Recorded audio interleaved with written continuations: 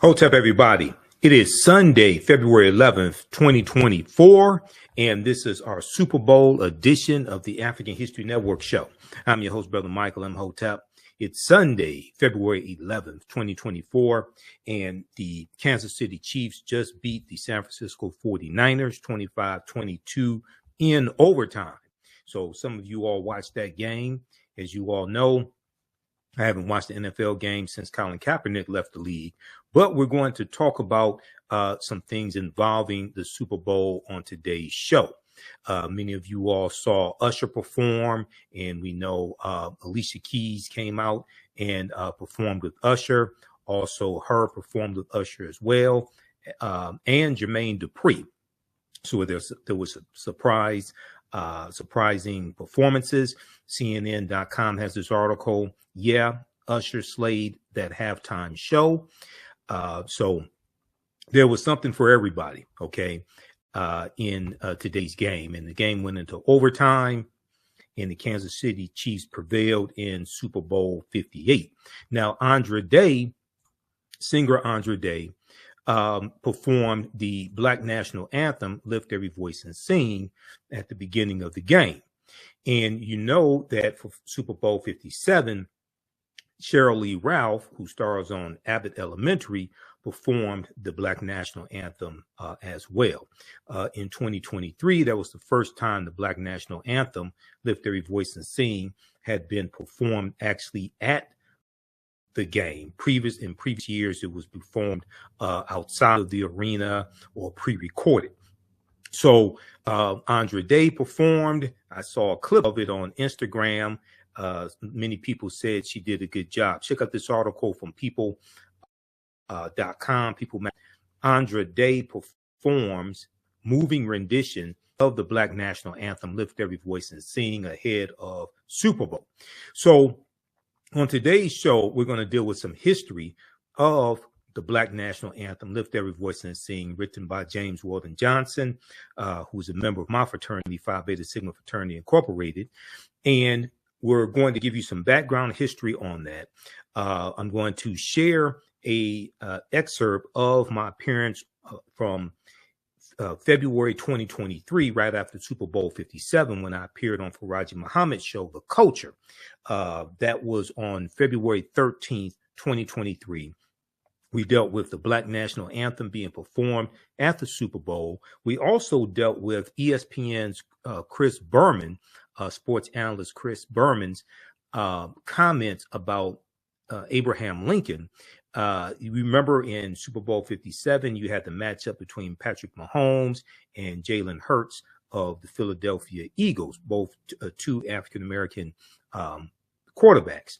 Well, Chris Berman said that February 12th, which was the day that the Super Bowl fell on in 2023, he said February 12th was Abraham Lincoln's birthday, which it was, as opposed to focusing on this historic matchup between two African-American quarterbacks in the Super Bowl. So I'm going to share that excerpt from Farajii Muhammad's show, The Culture, where we discussed that. Also, we talked about the Black National Anthem. I talked about Jay-Z striking the deal with the NFL to produce the Super Bowl halftime shows and backdooring Colin Kaepernick, pushing Colin Kaepernick out the way. And remember, just a few years ago, Jay-Z put the word out to all the top entertainment acts, especially African-American entertainment acts, not to perform at the Super Bowl in support of Colin Kaepernick's protest. You see me wearing my Colin Kaepernick shirt here as well, okay? Okay, I'm wearing my Colin Kaepernick shirt also. Kaepernick taking the knee for social justice and the fight against police brutality and racism. And then in 2023, Rihanna performed at the Super Bowl. Now you have Usher performing at the Super Bowl as well. Okay, so we'll talk about that.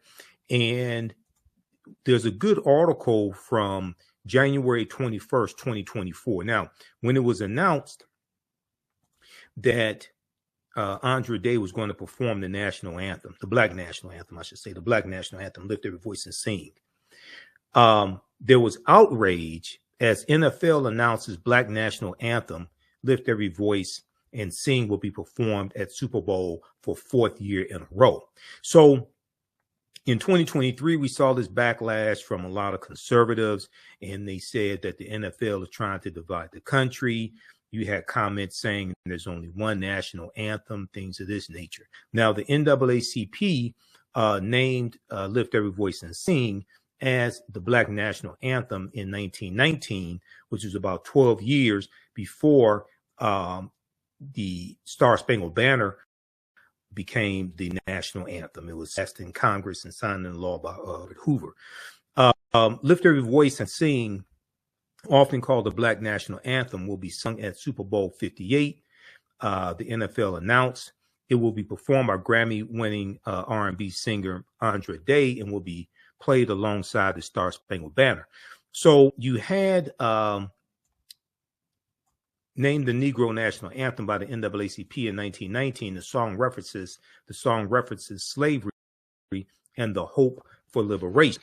It was later adopted as a rallying cry during the Civil Rights Movement, according to the NAACP. The song was first played before NFL games in 2021 and has also been played at the last 2 Super Bowls. So you had Charlie Kirk, right-wing conservative Charlie Kirk, with Turning Point USA. He posted on Twitter, which is now X, the NFL has announced that the so-called Black National Anthem will be performed at the Super Bowl. Maybe Candace Owens should tell him it is the Black National Anthem.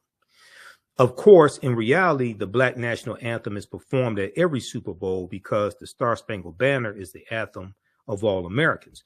Well, we realized we needed a Black National Anthem because the white one was written by what I call the white national anthem, the Star Spangled Banner, was written by a white supremacist slave owner named Francis Scott Key, who thought that African Americans were mentally inferior.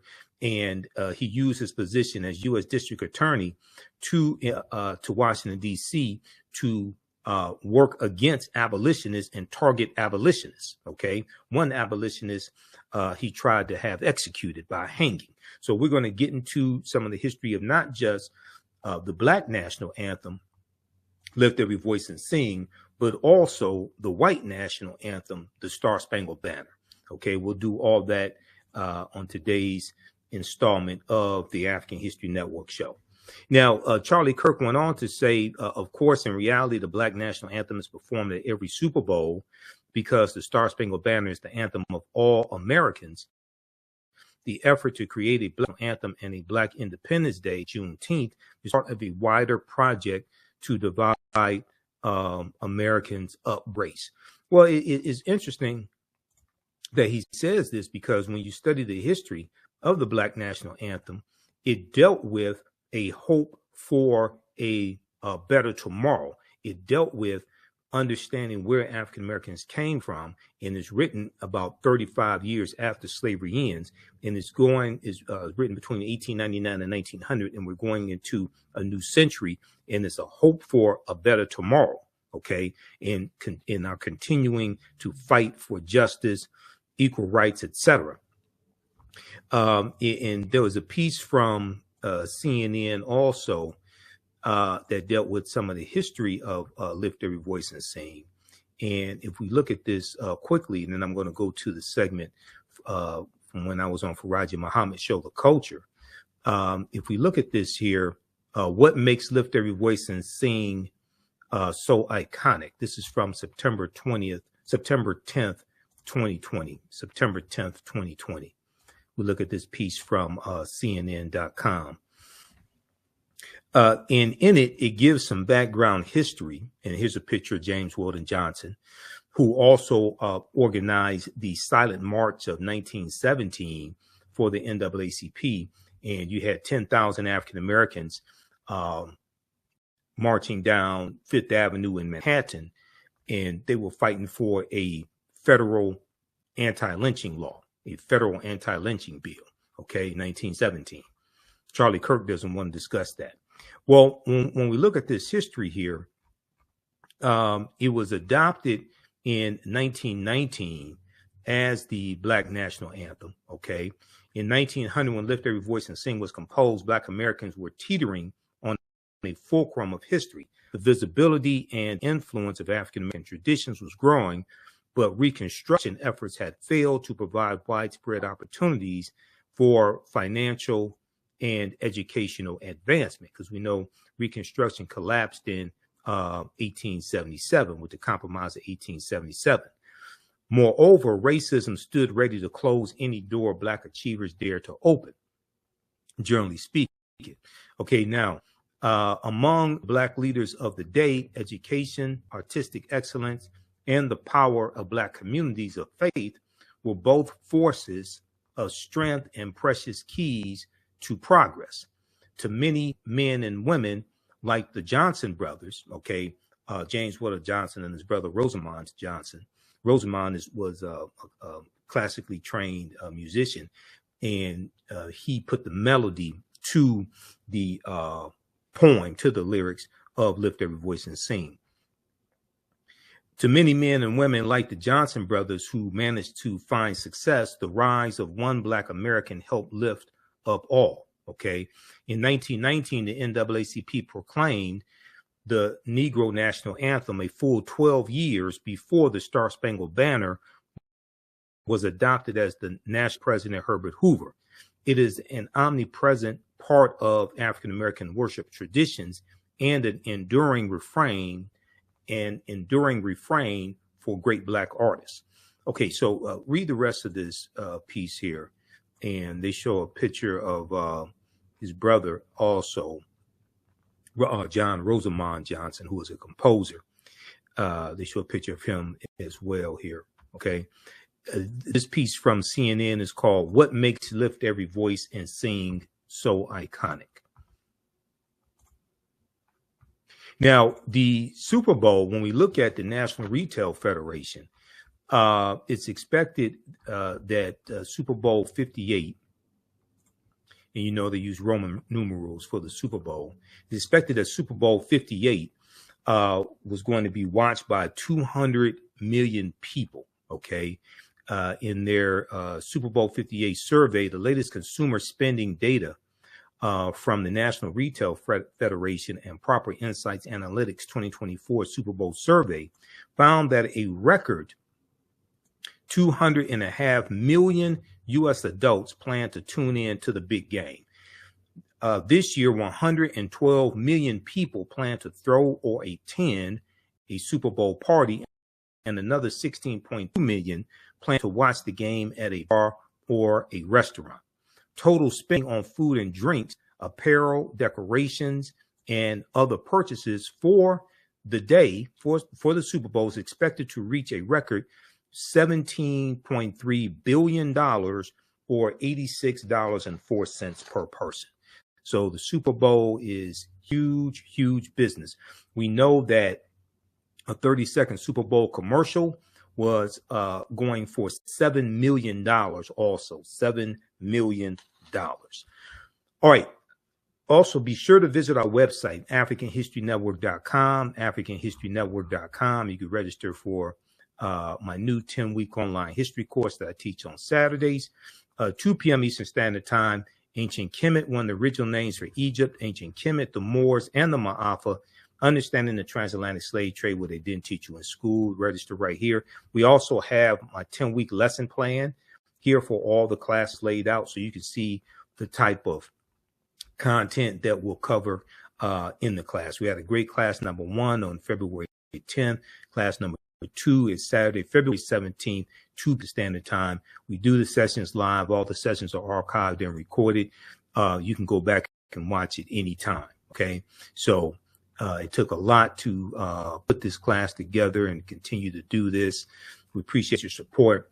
And there's a bonus that we did an intro on February 3rd to the class. And then February 10th, we had class number 1. Okay. And our lesson plan is right here. So you can view this is about 90% of the content that we're going to cover. There are going to be some other things that I don't have listed here, but you can check that out and you can download the lesson plan as well. Okay. All right. So let's get into this. And here is my on Farajii Muhammad show, The Culture, from February 13th, 2023, Monday, February 13th, 2023, where we talked about Super Bowl 57 from February 12th, 2023. And very quickly, then we take our next pause. Brother Michael and Imhotep, Brother Michael, you talk about this, if we look at the racism piece, the level of colorism piece, I just found it to be interesting because I was looking on social media and it, I wanted to see, I like Kansas City. You know what I mean? I like Kansas City a lot. I think Patrick Mahomes he embodies the next generation of black quarterbacks in the league. But people were making it seem like we shouldn't be proud of both brothers. These are two young black men at the top of their game. And folks like, well, I'm going with the black man from Philly because he's from Philly. He represents a black. Like, when did we get out of that? Brother Michael, what's your take? Well, yes, we still suffer from colorism. How's everybody doing? Thanks for having me back, Farajii. Yes, we still suffer from colorism. Yes, we still suffer from ignorance.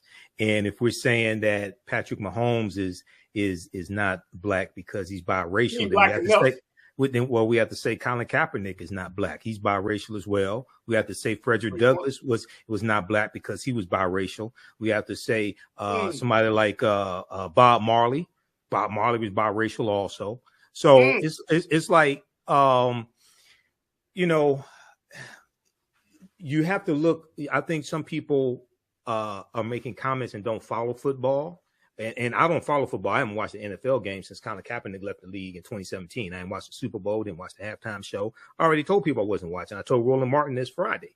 But when you have something like the Super Bowl, and it was viewed probably by about 192 million people, that was the estimation from National Retail Federation. It was about 192 million people who were going to watch the game. It draws in people who normally would not pay attention to Patrick Mahomes, didn't know who he was before the game yesterday or anything like that. So, people bring to these conversations a lot of times their own hangups, et cetera. But I'm more concerned about the attack by people on the right wing, like Lauren Boebert, attacking the Black National Anthem being performed, saying there was one national anthem. But a lot of people don't know Francis Scott Key, who wrote the white national anthem, what I call the Star Spangled Banner. He was a white supremacist slave owner who thought that African people were mentally inferior and used his position as district attorney in Washington, D.C. to attack abolitionists.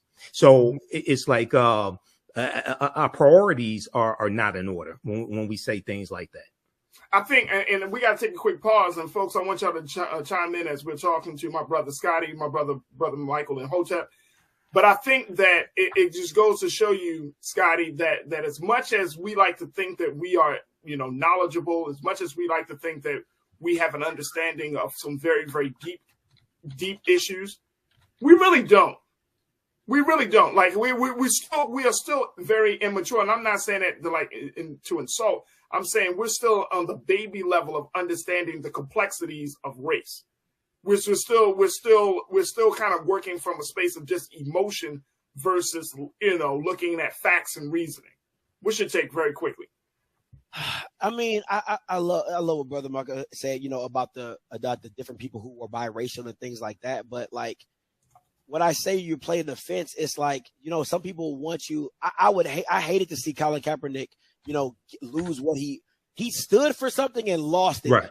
But you could be like, black people who are like, like darker people, like, I respect that because he identifies with, we feel like he identifies with the black side. Like, yes, exactly. He does. You know what I'm saying? Because he could have been cool with just saying, you know what, I feel this way, but I won't stand on it. But he could move like that, even if he didn't, you know what I'm saying? So, but I get it. I get it, man. It's very deep though. Like you said, Farajii, it's so deep, and we're at the tipping point because, for us as black people, I mean, just in general, color, whatever, we want things to look a certain way, and we want it to come out a certain way, and we want it to be done a certain way. And sometimes it doesn't always look the way we want to, and we kind of push back on it. Absolutely. Folks, we got to take a quick pause. When we come forward, we're going to continue the conversation with Scotty and Brother Michael and Imhotep. And, of course, with you, make sure you post your comments in the chat. Streaming live on YouTube, blackstarnetwork.com, Facebook, as well as We are definitely streaming live on Amazon News. Stay with us. More conversation about the Super Bowl up next here on The Culture on the Black Star Network.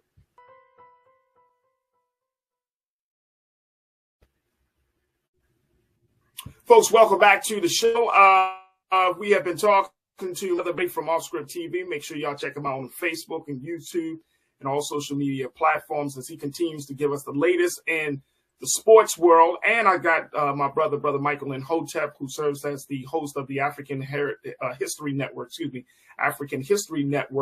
podcast show. You can check him out on AfricanHistoryNetwork.com. We got Brother Michael. I see you. Okay. I'm here. Right, cool. I gotta run. Yes, sir. Yes, sir. Oh, okay. Oh, you on the phone? Okay, I thought you were trying to get. All right, man. But go ahead. What was your question? Like Jerry. No, okay. All right. So I see Scotty like trying to. I'm sorry. But check it. Look, so I wanted to talk about this because there is this continuation of colorism that we're seeing, and more importantly, you know, how to have a conversation about race in this country. And it seems to me, Brother Michael, that now race has become so, the talk around race has become much more frequent in this country around everything than I've probably seen in the past 10 to 15 years. That everything is through the lens of race. And I know last week I was having a conversation with some of my culture crew, and as much as Black folks would like to be seen, and I said this, and I'm just got to say this again, as much as we would like to be seen for our merits, our talents, our skills, our authentic selves being brought to the room or to the table, we're always going to be looked at through the lens of race because of the very essence and nature of this system that we are a part of, right? And even though we may not want that to be the case, when we look at the statements about Idris Elba, the actor who said, hey, I don't refer to myself as a Black actor anymore because I don't want to be typecast. Like, that's all well and good for us to be at a place of evolution on an individual level, but that doesn't reflect the institutional view of how people see us. When you're talking about the NFL, what's the institutional view of Black football players? When you're talking about Hollywood, what's the institutional view? And it just seems like there still needs to be some push on changing the institutional view. It's all right that if you are an evolved individual, that you don't see race. Oh, I don't refer to myself as this. Oh, no, but the institutions and the systems that we are part of still see you that way. Yeah, so it's important to make a distinction between race and racism. Race is the stratification of humanity based upon hair texture, places of origin, skin complexion, phenotype, etc. That's race. Racism is a system of advantage and privilege distributed based upon race, which comes out of the ideology of European white supremacy, which is designed to preserve genetic white survival. Racism occurs when one race of people control the majority of the wealth, power, resources, benefits, privileges, land, access to education, access to opportunity, media, jobs, healthcare, etc. And they use that to marginalize, subordinate, and do harm to another race of people. So race is one thing. Race is just classification. Racism is a power structure designed to preserve genetic white survival and maldistribute wealth, power, and resources into the hands of Europeans. So with Idris Elba, I can understand him saying he's not confused. He knows he's a Black man. Right. But when we talk about actors, he wants to be looked at as an actor as opposed to his race first. I can understand. I get that. Yeah, I can understand that. People do that in the sports world, right? We can say we can say that some of our athletes want to be seen as great athletes and not great Black athletes. Right. Now, when we talk about the NFL, it's really important for us to understand this, right? Because there are 32 teams in the NFL, no Black majority ownership. The league is 68% to 70% African-American. You have 2 or 3 African-American head coaches. Okay. So what you're dealing with is racism coming from a power structure in the NFL, and you have the microcosm reflecting the macrocosm. And you have the average career in the NFL is 3.5 to 3.6 years. And then there was just a study from Boston University that showed out of 376 deceased brains analyzed, 91.7% had chronic traumatic encephalopathy. Okay. So you have to, so what we're looking at is racism within the NFL. And at the same time, Colin Kaepernick is still banned from the NFL, who wanted to bring attention to racism in the macrocosm. Okay. All right, let me get my guy. And I appreciate you for pointing that out. And I'm glad that you pointed that out. Scotty, what's your take on that, bro? I don't, maybe it's just me, but you being considered, if we go back and forth with it, right? If you being considered a black actor is typecasting yourself, that doesn't make any sense to me, because it doesn't, just because you consider yourself a black actor doesn't mean you're not great. You know what I'm saying? Like, just because you consider you're a black actor doesn't mean you can't play multiple roles, right? Yeah. But you gotta represent what you are. Like at the end of the day, just to be considered, you don't have the luxury just to be considered an actor. We understand what the dichotomy is, because as you said, the social structure does not just see you as an actor. Now, your greatness can outshadow your color to be like, we can put him anywhere, but at the end of the day, you're still a brother in a film. You know what I'm saying? That just is what it is. And I love what Brother Michael said about, you know what I'm saying, at the power structure of the NFL is dictating everything else below it. It's literally a plantation. Like, they own it. They run it however they want it.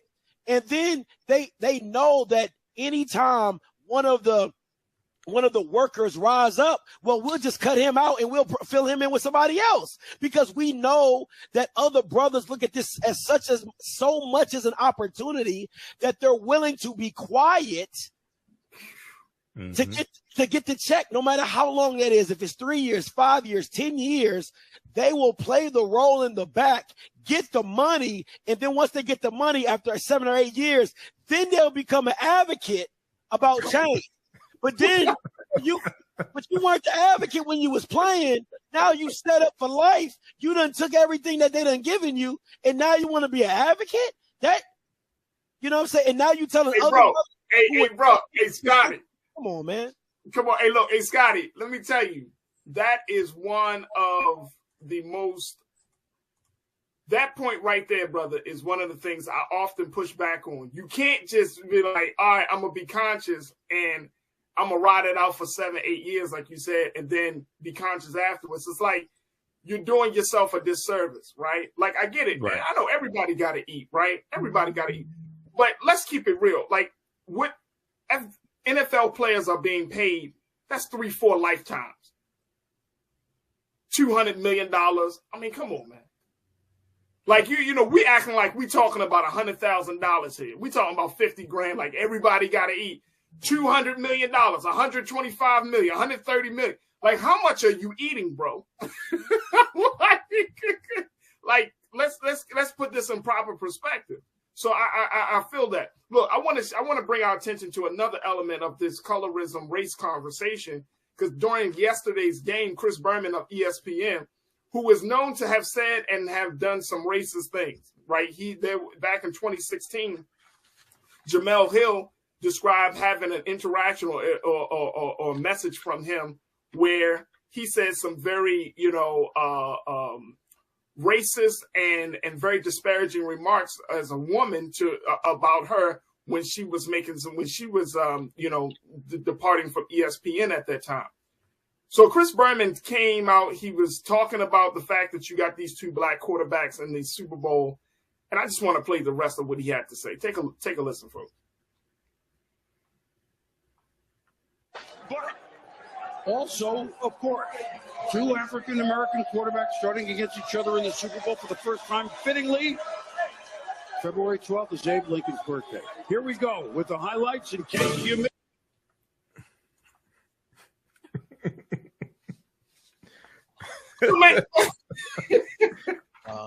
You can't make this stuff up, bro. You can't make this stuff up, man.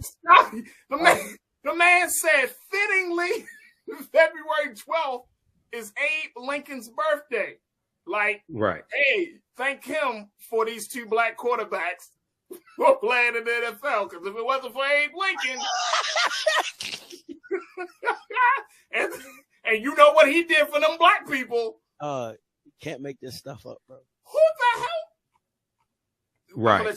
This first, Scott. Michael, I know you want to unload, brother. No, please give it to Brother Mike. I know he's about to stop. I will happily sit back. Yeah, it seemed like this was a slight, and he's doing this in Black History Month also. Okay, come on. So he's saying this during Black History Month. Now, just so people understand, the reason why Black History Month was originally the second week of February as Negro History Week was partly because the second week in February contained Abraham Lincoln's birthday. Dr. Carter G. Woodson created this because African Americans were already having celebrations in our communities celebrating Abraham Lincoln's birthday, and then Frederick Douglass' assumed birthday is February 14th. So it's because of those two birthdays and celebrations were already taking place in our communities. This is why Dr. Carter G. Woodson inserted the new cultural holiday within the second week of February.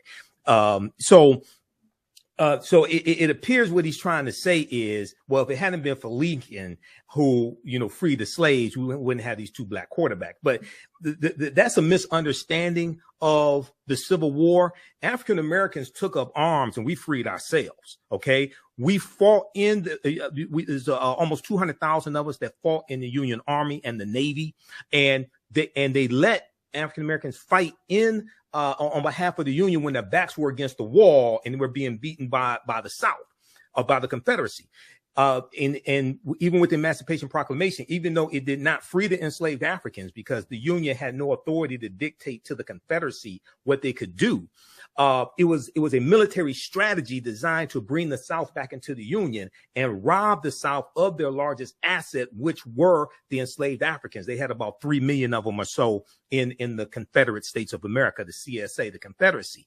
And the preliminary Emancipation Proclamation was September 22nd, 1862, the year before. And it stated that if those areas in rebellion, those territories in rebellion did not come back into the Union by January 1st, 1863, they will be allowed to keep their slaves. Now, it exempted Maryland, Missouri, Kentucky, and Delaware, the border states. They were allowed to keep their slaves, and Maryland did not abolish slavery until November 1st, 1864. So almost 2 years after the Emancipation Proclamation. So a lot of this is mythology surrounding Lincoln, okay? Lincoln was not an abolitionist. Here's the thing, Brother Michael. Yeah. What was the point? That was a slight. That was an attack. That was an attack on the two black quarterbacks to take away from that to say, wait, okay, if it had not been for Lincoln, you wouldn't have these two black quarterbacks. He's trying to undermine the intention, and at the same time, you got to look and say, okay, he's saying something like that. What I wonder what he would say about Colin Kaepernick. Colin Kaepernick is still being whiteballed from the league. Even though he got a settlement, Kaepernick is still being whiteballed from the league. Here's the point, and here's the point, Scotty, because we got a couple of moments left, and here's the point, because I think that a lot of times, especially in the sports, right, we believe that white commentators, right, white game callers, that they are quote unquote liberal, progressive, because sports makes us feel as if, we're all on the same page, that nothing unites the American people like sports. So when we really start to hear their real views, right? This is how they really think, then we all get offended. And so I'm bringing this out because people are like, yo, Chris Berman really got a problem. He's really a racist underneath of all of this. Mm-hmm. So how do we address that, Scotty? Listen, man, at the end of the day, it's the peers of one another calling them out, right? Or peer co-workers, right? So it's the Stephen A. Smiths, it's the Ryan Clarks, it's the Marcus Spears, it's all those black commentators as well, even his co-host. The one that the black man that always does with Chris Berman. Yo, you gotta hold this Bama accountable. It's too many pacifists for me, right? Oh, it was a slip of the tongue. Oh, he didn't mean it like that. No, he meant it how he said it. Now, at the end of the day, how I take it, that's perception. That's how I took it. If he never says it, there's nothing to take. You get what I'm saying? So to me, at the end of the day, his co-workers, his white and black, have to hold him accountable. His bosses, 9 times out of 10 that are white, got to hold him accountable. And then as well as the league, the NFL, this is part of your product, right? You got these people talking on your product. You have a whole banner in the back of the end zone talking about end racism. You know what I'm saying? Come on, man. Like, that's nonsense. You get what I'm saying? Hey, Scotty, real quick. I wonder what Shannon going to say. I don't think he, because I watched him this morning. I don't think he caught it, but he better say something. Somebody better say something. But you gotta. This is crazy. Yeah. What you say, bro, Michael? I wonder what Jay-Z's going to say. Remember, Jay-Z was co-opted by the NFL back in September 2019. And I told people, I did a YouTube video September 2nd, 2019. I told people that they brought Jay-Z in, gave him this deal with the NFL to get the top black acts because he put the word out prior to that not to perform at the Super Bowl. Okay, right. So a lot of top black acts didn't perform. In that year that they had Maroon 5 perform, they had terrible ratings. All right. And then I said they're gonna be able to, because of Jay-Z, he's gonna make it all right for the top black acts to perform. Who performed yesterday? Rihanna. I told people what's gonna happen. So I wonder what Jay-Z's gonna say. Because Jay-Z said the deal, he said the deal with the NFL, he said that's the next step in the social justice movement. Talking about Colin Kapernick, he said this is the next step. You can't determine what the next step is because you weren't involved in it in the first place. I'm riding with you on this. I'm riding with Scotty on this. If black commentators don't say something, right? Black Twitter is already saying stuff. But if black commentators don't say something, I ain't talking about Jason Whitlock. Right. Oh, no. I'm talking about that's white supremacy through ventriloquism, Jason Whitlock. Right there, that Negro. Black commentators, right? And look, the crazy part is we don't have that many strong black sports commentators on these mainstream programs. I look, trust and believe, I listen. Right. Like I listen to Nate Burleson, I listen to Michael Strahan, I listen to Shannon. You know what I'm saying? Like who's really talking? The culture. You feel what I'm saying? They all get paid by white people, man. So they can only get so much. They can only go so far. They only could go so far. But that's why I said, let me hear what Shannon got to say. Because I know Shannon, he can write his own ticket anywhere at this point, right? Yeah. So it's like, I'm with Scotty on this. Like, if you don't say something, this is ridiculous. You had this dude literally say, Abe Lincoln's birthday is today when you're talking about 2 black quarterbacks. Like, that is, if that don't. Asinine, bro. Asinine. That feeds into the mythology. That is, and I mean, not the 77% black. How many black people still watch the NFL, right? How many black people still watch? Out of 192 million, what's the breakdown of the demographics? How many women still watch the NFL? They were showing a watch party in Ghana. They were showing it's international. It's international. Listen. Go ahead. I'm sorry. No, you're good, brother Mike. Like they showed that it was, look at this watch party and this party. I'm like, so it's you don't get it right, bro. Come on, man. I talked to a sports writer from Forbes magazine, from Forbes.com last week, and this is an older brother. He's been a writer for sports for 40 years, he's told me. They haven't gotten it right. And he said the reason they haven't gotten it right is because they don't want to get it right. Right, exactly. It's not that they can't. It's not that they don't have the brilliance. It's not that they don't have the black men and black women to be behind the scenes to help shape this new. They don't want to get it right. There's a story right now, and I'm sure, Brother Michael, you've seen it too. Scotty, I'm sure you probably talked about it. There's a story right now where the NFL is on record as being as aggressively denying claims to NFL veterans who need disability and other medical coverage. Yep. Men who have put their lives out on the line, men who have given their bodies to the game, and the NFL is still aggressively denying them health care claims and coverage and insurance coverage. Real quick, you can probably talk about this sometime next time. But the Jim Trotter for 2 years straight has talked about the diversity within the higher levels of media in the NFL and why they have not seen black people and black commentators in the C-level executives in the media room. He's asked the commissioner for 2 years running at the NFL Media Day. Go check that out. I'm telling you, Jim Trotter, And then what is Goodell? What is? Oh, you know, I don't really touch the media room. Bama, you are the commissioner of the NFL. What you mean you don't touch the NFL? What do you mean you don't touch media? That don't even make sense. Doesn't make sense. Well, keep in mind he works for the owners though also. So yeah, you know, but see, that's what I'm saying. He does their bidding. He does the owner's bidding. That's it. But at the end of the day, you're right. But at the end of the day, like they just it doesn't fit. Look, we gotta take a quick pause. Hey, brother Scotty, I appreciate you as always, folks. Make sure y'all subscribe to Off Script TV on YouTube and on all social media platforms. My man Scotty is always bringing the heat.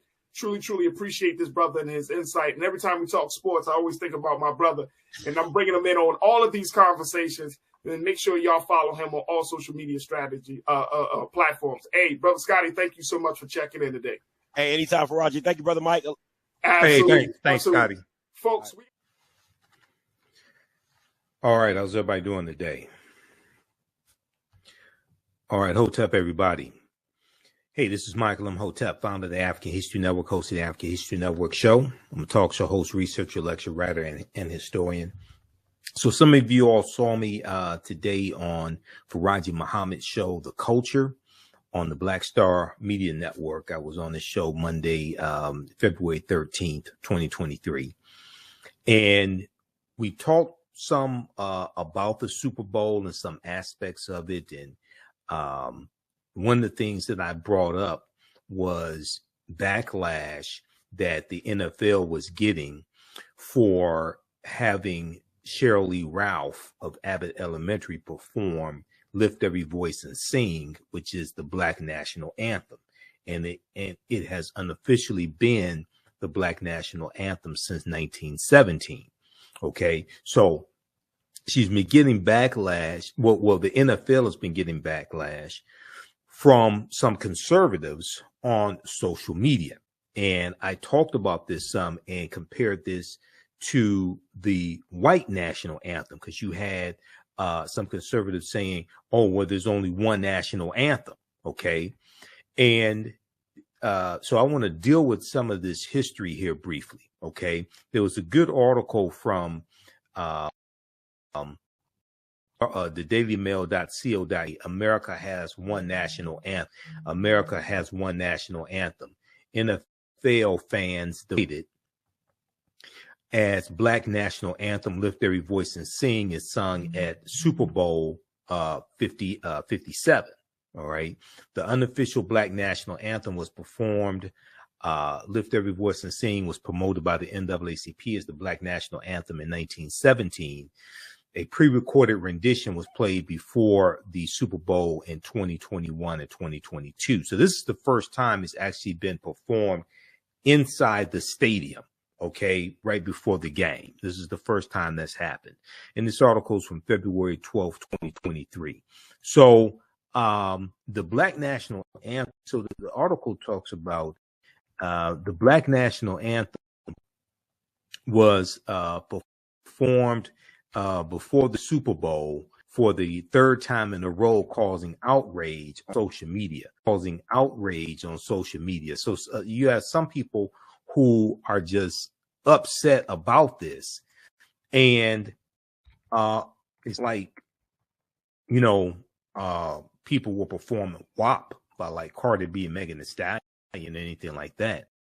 So why would you be offended by the Black National Anthem? No cursing in it. There's no sexual innuendos or anything of that nature. Now, Sheryl Ralph, the star of the comedy series Abbott Elementary, and I really like Sheryl Ralph. I remember her, first saw her in 1977 in A Piece of the Action, Bill Cosby and Steve Portier. She performed the Lift Every Voice and Sing the Black National Anthem on Sunday night ahead of Super Bowl 57 between the Kansas City Chiefs and the Philadelphia Eagles at State Farm Stadium in Glen, Arizona. Now we know Kansas City Chiefs won. I did not watch the game. I haven't watched the NFL game since 2017 when Colin Kapernick left the league. Okay, so you all know this about me.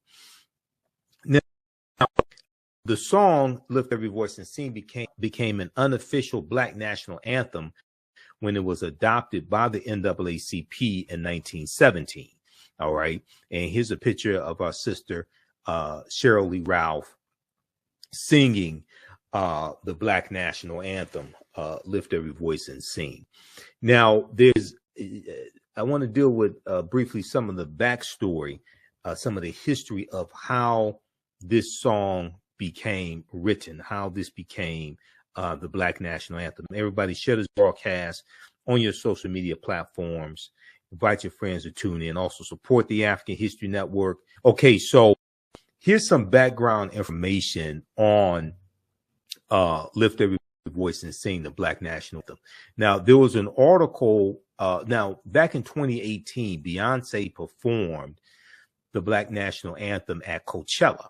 And a lot of people found out about this song for the first time. A lot of white people found out about this song for the first time.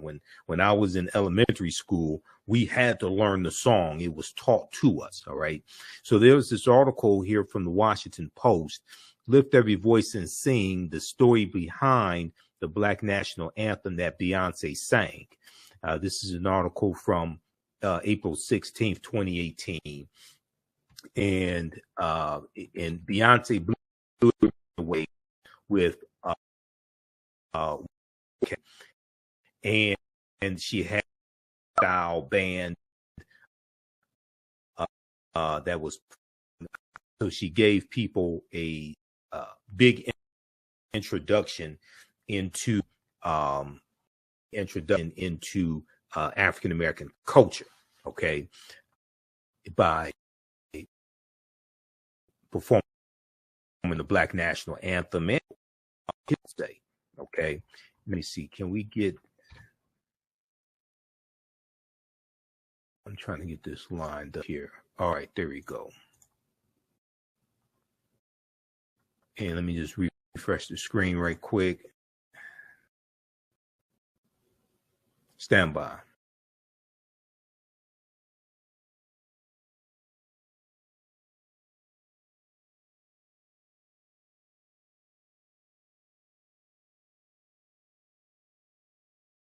Okay, let's continue here. All right, let's continue. Okay, so this article gives some background information, and I deal with some of this history in some of my lectures also. So the lyrics were written by James Weldon Johnson. Okay, James Weldon Johnson in 1899, and they were recited or performed for the first time. Look at some of the backstory of this. I'm going to reference one of my PowerPoint presentations because I deal with this in some of my lectures. Lift Every Voice and Sing. Let me pull this up here just a second. Lift Every Voice and Sing History. Now, the song was embraced as a hymn in churches and performed at graduation ceremonies and in school assemblies. Let me back up here. Okay, so Voice and Sing, the Black National Anthem, was written by James Weldon Johnson in 1899. James Weldon Johnson just so happened to be a member of my fraternity, Phi Beta Sigma Incorporated. Just so happened to be a member. Okay. It was James Weldon Johnson who also named the Red Summer of 1919 the Red Summer because he said the streets of America were flowing with blood. James Weldon Johnson was also the man who helped to organize the Silent March in 1917, where you had 10,000 African Americans marching up and down Fifth Avenue in Manhattan because they were fighting for a federal anti-lynching law, a federal anti-lynching bill. Okay. And that was right after the East St. Louis race riot of 1917 also. Okay. So we know it took us 122 years to get a federal anti-lynching bill passed. It took 122 years for us to get a federal anti-lynching bill passed.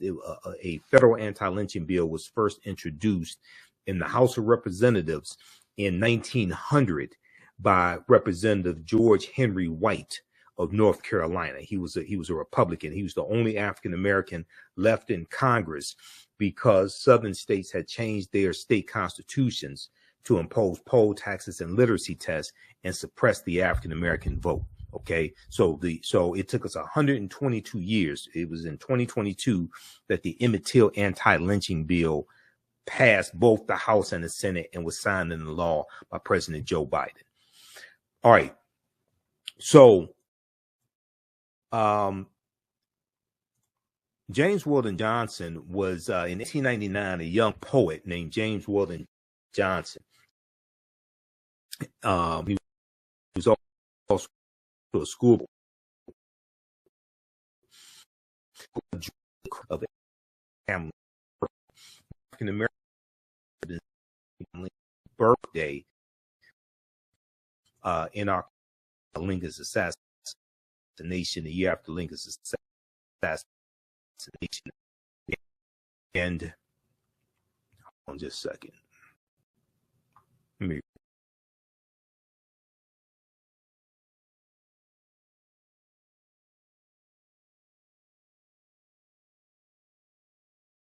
African Americans had been celebrating Lincoln's birthday, which is February 12th. Lincoln's birthday going back to the year after Lincoln was assassinated. He was assassinated in 1865. Okay. And this is one of the reasons why Black History Month is celebrated in the month of it was started out the second week of February, Negro History Week, because it contained the second week of February contained the birth dates of Abraham Lincoln and February 12th, and the assumed birth date of Frederick Douglass, which was February 14th, because Douglass didn't know the exact date or exact year that he was born. So this was, we know Negro History Week was created by Dr. Carter G. Woodson, and it was first celebrated in 1926. All right, so James Weldon Johnson was asked to address a crowd in Jacksonville, Florida, for the coming anniversary of Abraham Lincoln's birthday. Just two decades had passed since the Reconstruction era, which was 1865 to 1877, and lynchings were on the rise in the segregated South. Instead of preparing an ordinary speech, James Weldon Johnson decided to write a poem. The poem started with the words, "Lift every voice," evoking the struggle and resilience of our ancestors. Okay, the poem was evoking the struggle and resilience of our ancestors.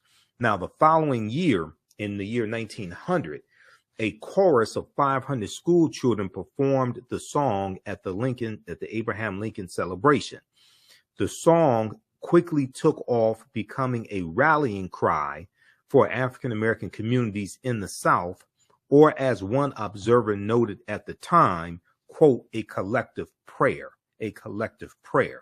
Now, the song was embraced as a hymn in churches and performed at graduation ceremonies and in school assemblies. Within 20 years, the NAACP, National Association for the Advancement of Colored People, which was founded in 1909 and comes out of the Niagara Movement, which was founded in 1905 by Dr. W.B. Du Bois and others. The NAACP adopted "Lift Every Voice and Sing" as its official song.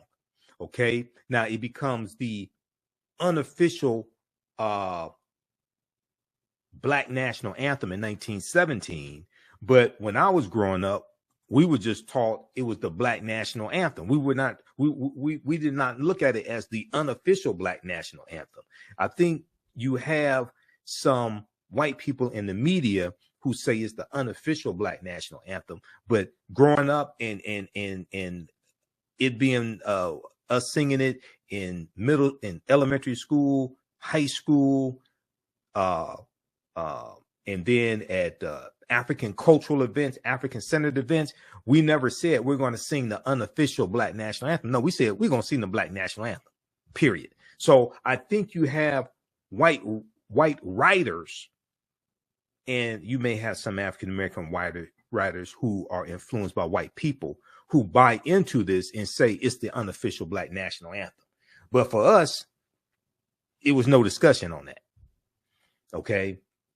There was no doubt this was the Black national anthem. Now, it was embraced as a hymn in churches and performed at graduation ceremonies and in school assemblies. For generations to come, it would be known widely as the Black national anthem. Lift every voice and sing the story. So check out the rest of this article here from the Washington Post.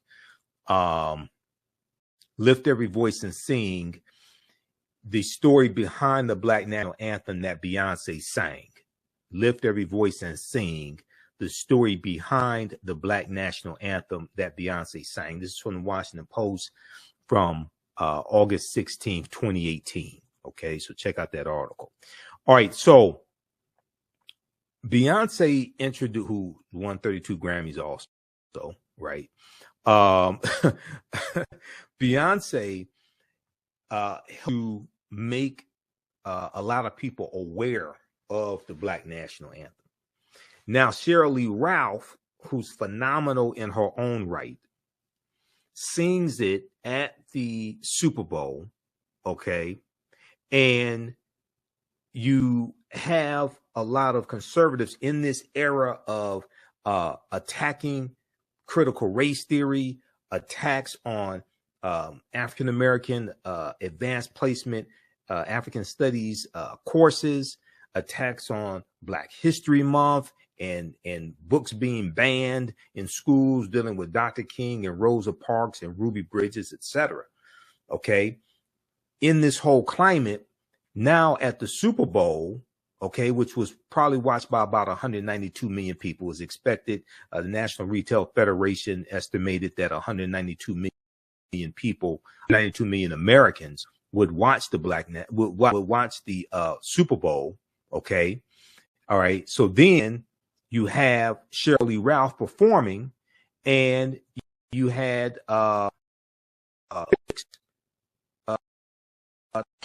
this. All right. So this is something I talked about on the show today. Okay. The culture on the Black Star Media Network, Roland Martin's network. Now, Sheryl Ralph tweeted 120 years ago today. So February 12th, the day of the Super Bowl, Super Bowl 57. It was the 123rd anniversary of Lift Every Voice and Sing being performed publicly for the first time. She said, "Today I will sing it for the first time as part of the Super Bowl pregame show in the stadium." All right, now Sheryl Ralph announced that she would be performing a song on Twitter. Okay, the song was sung for both both Super Bowl 50. Let me see, both Super Bowl 55 and Super Bowl 56. Okay, I get my Roman numerals straight. Okay, L represents 50, V represents 5, V1 represents 6. So 50, 55, and 56. Okay.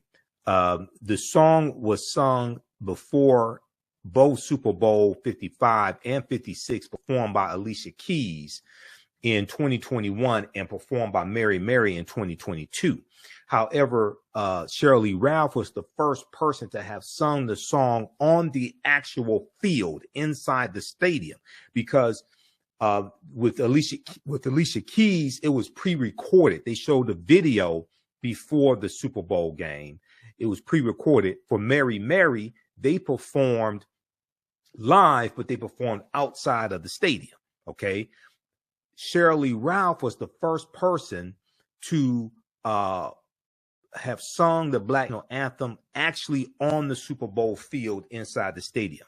Both previous performances were broadcast as pre-recorded clips. Now, the song was originally a poem written by James Weldon Johnson, a former leader in the NAACP. Its lyrics describe the struggles, aspirations of African Americans at the turn of the century. Okay, because he wrote it in 1899. Okay, so 1899. I mean, that's just 4 years after just 4 years after Frederick Douglass dies. Frederick Douglass dies in 1890. Okay, and you're talking about so chattel slavery ends in 1865. So you're talking about 34 years, you know, the chattel slavery ends. All right. So they were looking at this is coming up on the turn of the century, and they're looking toward the future, understanding the past. And you still have former slaves alive in 1900. Okay. Harriet Tubman didn't die till 1913. Booker T. Washington didn't die till 1915. These are two of the most prominent former slaves who were still alive after Frederick Douglass dies in 1895. So this is the whole climate that James Weldon Johnson writes this song. All right, now, here's Mary. So that's Rihanna. Okay. And you know, I talked on the African History Network show Sunday how Jay-Z did the NFL did a backdoor deal with Jay-Z, the co-op Jay-Z to bring him in to direct the Super Bowl halftime shows, and so he could bring on the top black artists after he told the top black artists like Rihanna not to perform because of Colin Kaepernick's protests. I predicted what was going to happen back when in my YouTube video that I did September 2nd, 2019. I told you what was going to happen. I told you that was a backdoor deal to undermine Colin Kaepernick's protests. So here's Mary performing also in 2022 ahead of the Super Bowl. Okay, unlike Sheryl Ralph, they performed outside of the stadium, and the performance was recorded in advance. And here's our sister Alicia Keys. Now, dumbass Lauren Boebert, who's probably I don't know if she's exactly a coup plotter, but she's a coup plotter sympathizer. Okay, Republican from Colorado. She won by less than 1,000 votes. I think it was something like 250 votes. She won re-election. This dumbass. She said America only has one national anthem. Okay, why is the NFL trying to divide us by playing multiple? Do football, not wokeness. Okay, now I would expect Lauren Boebert to say that America has one national anthem because she's referring to the white national anthem. The Star Spangled Banner, written by a white supremacist slave owner named Francis Scott Key, who used his position as the district attorney in Washington, D.C. to attack. He tried to have one abolitionist named Reuben Crandall executed by hanging because Reuben Crandall was caught with anti-slavery pamphlets. So Francis Scott is the man who wrote the Star Spangled Banner in it's about September 1814 during the War of 1812. And I call it the white national anthem when you understand the history behind it and who wrote it. It's about white people, for white people, written by white people. It's not just the third stanza. The third stanza that says no refuge for the hireling or the slave. No, it's not just the third stanza. The entire song is a white supremacist song when you understand who wrote it and the history behind it. Okay, I've done presentations on this in the past, so this ain't gonna be as long as the other ones. But just understand, okay?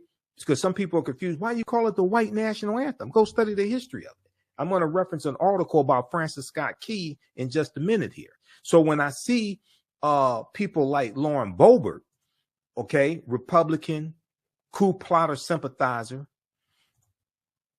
America has only one national anthem, and she's attacking Black national anthem. You know, I understand why. And this is a lot of this also do with the fear of the browning of America, because you have some white people who want African Americans to see reality through the eyes of Europeans. Now, it happened at the same time that NFL player Colin Kaepernick famously refused to take a knee as the Star Spangled Banner was sung. Okay, so that started basically August 2016, Colin Kaepernick's protest. He started sitting out on the bench, then he started taking a knee. On social media, reactions to the news that Anthem would be sung for the third year in a row at the Super Bowl were mixed. Colorado Republican dumbass where Lauren Boebert said on Twitter, America has only one anthem. Her critics attacked her, however, suggesting that her tweet sowed more division than the inclusion of the anthem. Luke Zaleski, Zaleski, legal affairs editor for Condé Nast, accused the politician of hypocrisy. The gaslighting is the fact that that she's using the concept of unity to divide. The gaslighting is the fact that she's using the concept of unity to divide. She's doing a grievance contrived to irk and produce the of further fracturing society, he wrote. Now, another person noted that not only is it Black History Month, and Black History Month was never designed for this month to be when we study our history, just so we understand.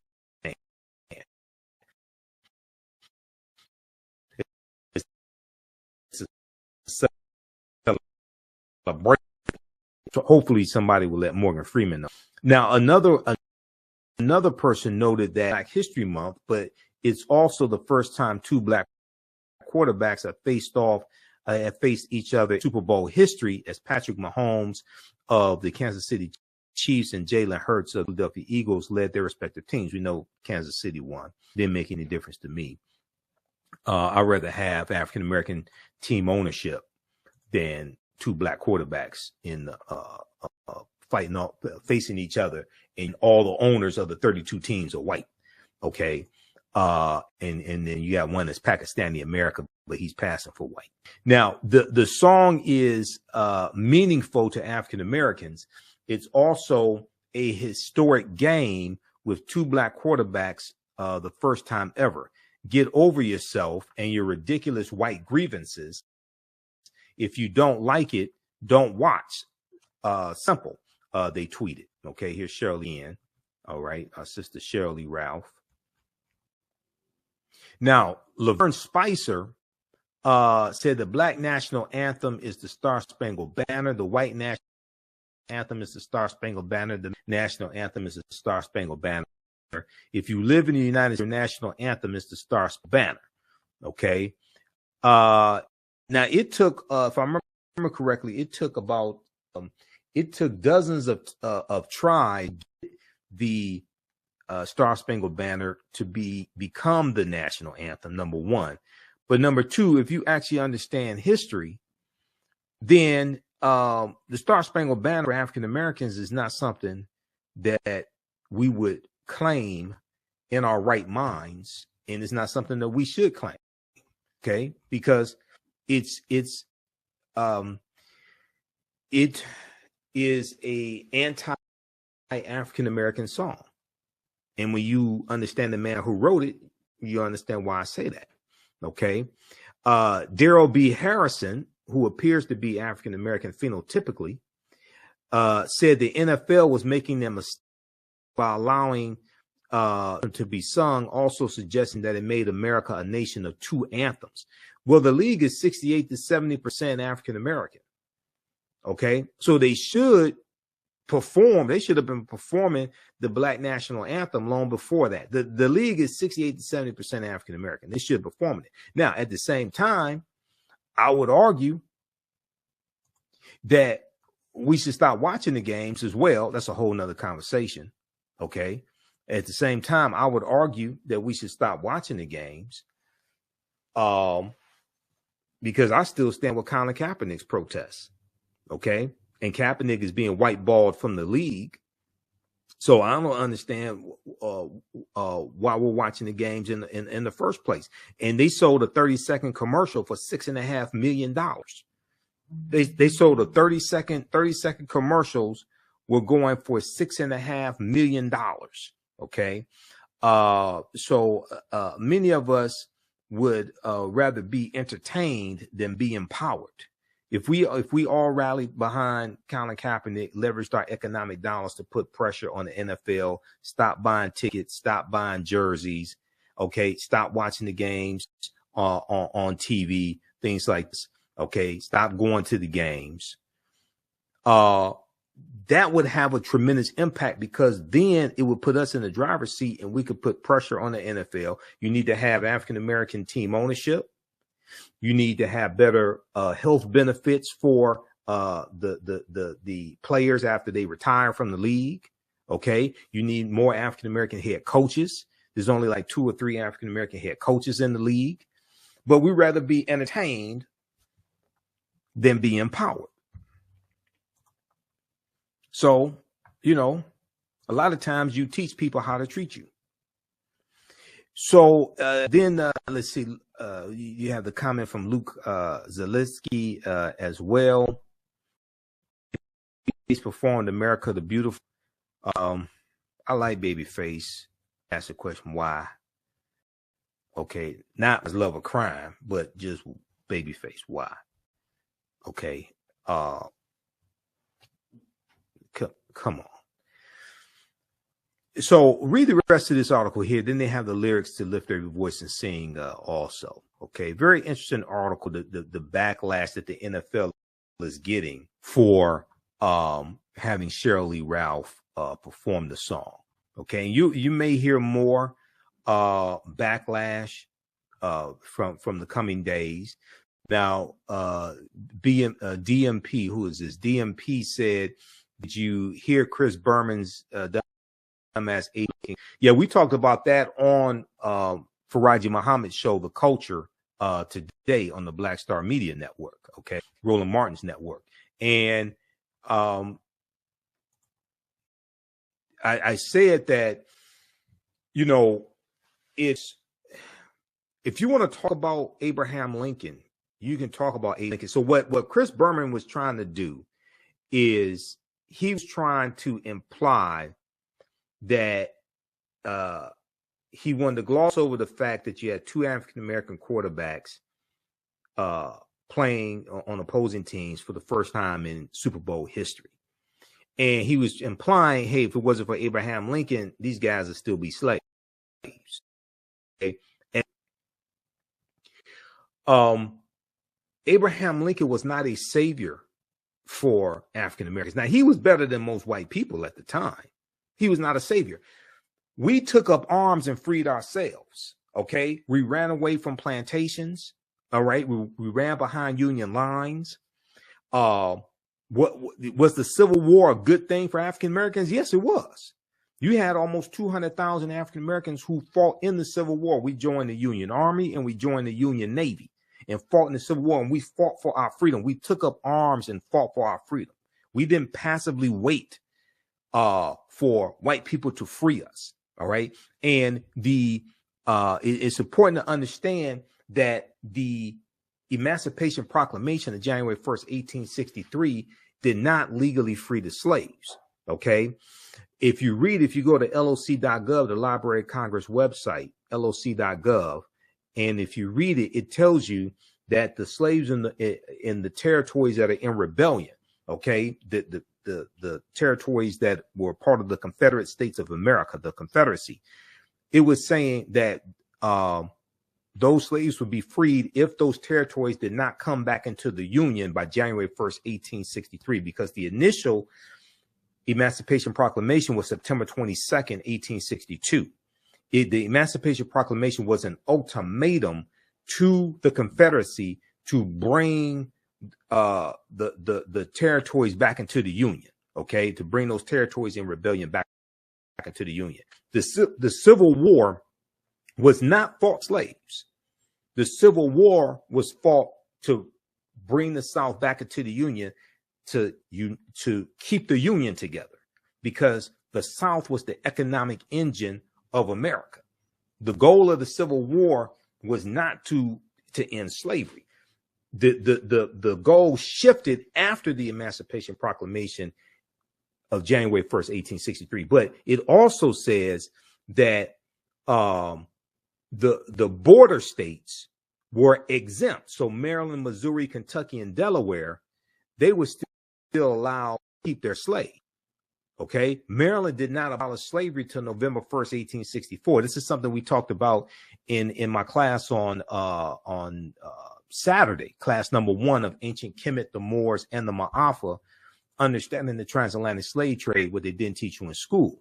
So if you missed class number 1, you can still register for it. Class number 2 is coming up Saturday, February 18th, 2023. It's a 12-week online course. We deal with thousands of years of history and what leads up to the transatlantic slave trade taking place. So the class is on sale, $80, regularly $130. We do the sessions live. All the sessions are archived and recorded. You can go back and watch it anytime. So when you register for the course, you can go back and watch class number 1. So visit our website, theafricanhistorynetwork.com, theafricanhistorynetwork.com, because we did 2 hours on Saturday. And if you look at this article here from the Washington Post, there's a piece from the Washington Post with Maryland. Maryland did not abolish slavery after the Emancipation Proclamation, and they put it on the ballot, took a vote on it, and it almost didn't pass. Okay, so a lot of this that we think is history, and a lot of this history surrounding Abraham Lincoln is a lot of myth. Now he was a better white man than a lot of them at the time, but Lincoln was not an abolitionist. He didn't think that African Americans should have voting rights. He changed his mind toward the end of his life and said that African Americans who served in the Union Army, or who served on behalf of the Union during the Civil War in the military, African American men, they should be able to vote, but not all African Americans. This article right here from the Washington Post, the not quite free state, Maryland dragged its feet on emancipation during Civil War. Okay, during the Civil War. And it goes through and deals with this history that I just laid out briefly. Okay. Also, it's important to understand that people get this mixed up and think that slave owners in the U.S. got reparations. No, they didn't. That only applied to slave owners in Washington, D.C. That was called the Compensated Emancipation Act of April 16th, 1862, which was signed into law by President Abraham Lincoln. That only applied to slave owners in Washington, D.C.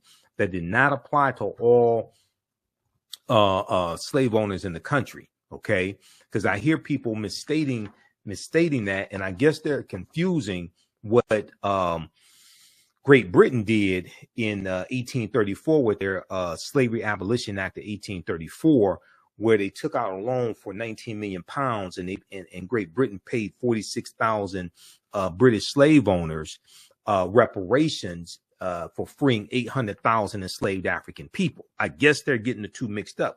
But no, the Compensated Emancipation Act of 1862, April 16th, 1862, only applied to slave owners in Washington, D.C. Okay. But if we so you go through, read the rest of this here, and they talk about they took the vote tipped in favor of abolition only after the absentee ballot. Only after the absentee ballot of soldiers fighting for the North were counted. This is during the Civil War, which is 1861, 1865. The final tally was 30,000 in favor of freeing the slaves, 29,799 against it. It almost did not pass. Okay. On November 1st, 4 Maryland slaves were declared free only a few months before Congress would approve the 13th Amendment abolishing slavery. So the 13th Amendment is going to pass the House and the Senate, but it gets ratified by Georgia December 6, 1865. And when Georgia ratifies the 13th Amendment, because the ratification process, a bill has to pass the House and the Senate, then it has to pass 3/4 of the state legislatures by a 2/3 majority vote. So when it passed the Georgia state legislature December 6, 1865, then that gave the amendment the 2/3 majority vote to actually amend the U.S. Constitution to become law and legally end chattel slavery. All right.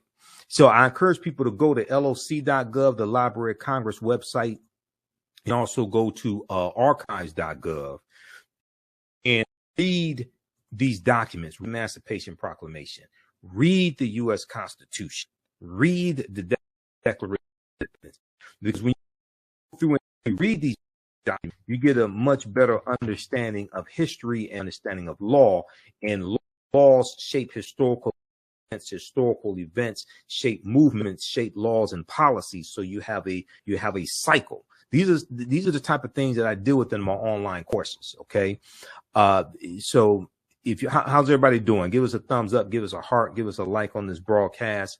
How you like this type of information? Follow us on our fan page, the African History Network, the African History Network. Okay, I'm Michael Imhotep, founder of the African History Network, host of the African History Network show. I'm a talk show host, researcher, lecturer, writer, and historian. I've been studying history 32 years. So I speak all across the country. You see me on Roland Martin Unfiltered on Fridays. So I provide political analysis and historical analysis on Roland Martin Unfiltered. And on Mondays, I'm on Farajii Muhammad show, The Culture. So I was on his show today. All right. And we have Sister Felicia watching us. Sister Felicia is with Hapi. Sister Felicia and Brother Taiki Grant, directors of the film Hapi, The Role of Economics and Development of Civilization. And they just had the Hapi Day of Excellence. We had Brother Taiki on the show, on the African History Network show. For that, visit our website, AfricanHistoryNetwork.com, AfricanHistoryNetwork.com. And we also have the information right here in the thread of the broadcast. Ancient Kemet, the Moors, and the Ma'afa. Understanding the transatlantic slave trade, what they didn't teach you in school. Okay, this is a new 10-week online history course that I teach, and we deal with thousands of years of history and what leads up to the transatlantic slave trade taking place. Okay, and this is over 200 slides that I put together. We have 80 to 100 articles that we reference. We have excerpts of interviews that I've done with many of our scholars over the years also that hits on different aspects of this history. Okay. We do the sessions live. All the sessions are archived and recorded. You can go back and watch it anytime. Okay. And just at our website, just click here, register here. In the class, I'll go over the lesson plan because I have a lesson plan laid out for all 10 classes. And we'll send you the lesson plan in the, so you can download it also. I'm trying to get the link straight on the website so you can actually look at the lesson plan there. But this is my life's work. I started teaching this class in 2007. It's taken 7 years to get the class, really develop it to where it is today. 80 to 100 articles, 15 books that we reference. You don't have to buy any of these books to follow along in class. Classes on sale $80, regularly $130. And we do the sessions live. All the sessions are archived and recorded. So even after the course is over with, you can go back and watch the entire course. Okay. So you don't lose access to it. I don't want to do that. I want you to be able to 2-3 years from now, be able to still access this class. All right. Also, if you like this type of information, you can support the African History Network, $ the AHN show through Cash App, $ the AHN show through Cash App. Also through PayPal, paypal.me/the AHN show.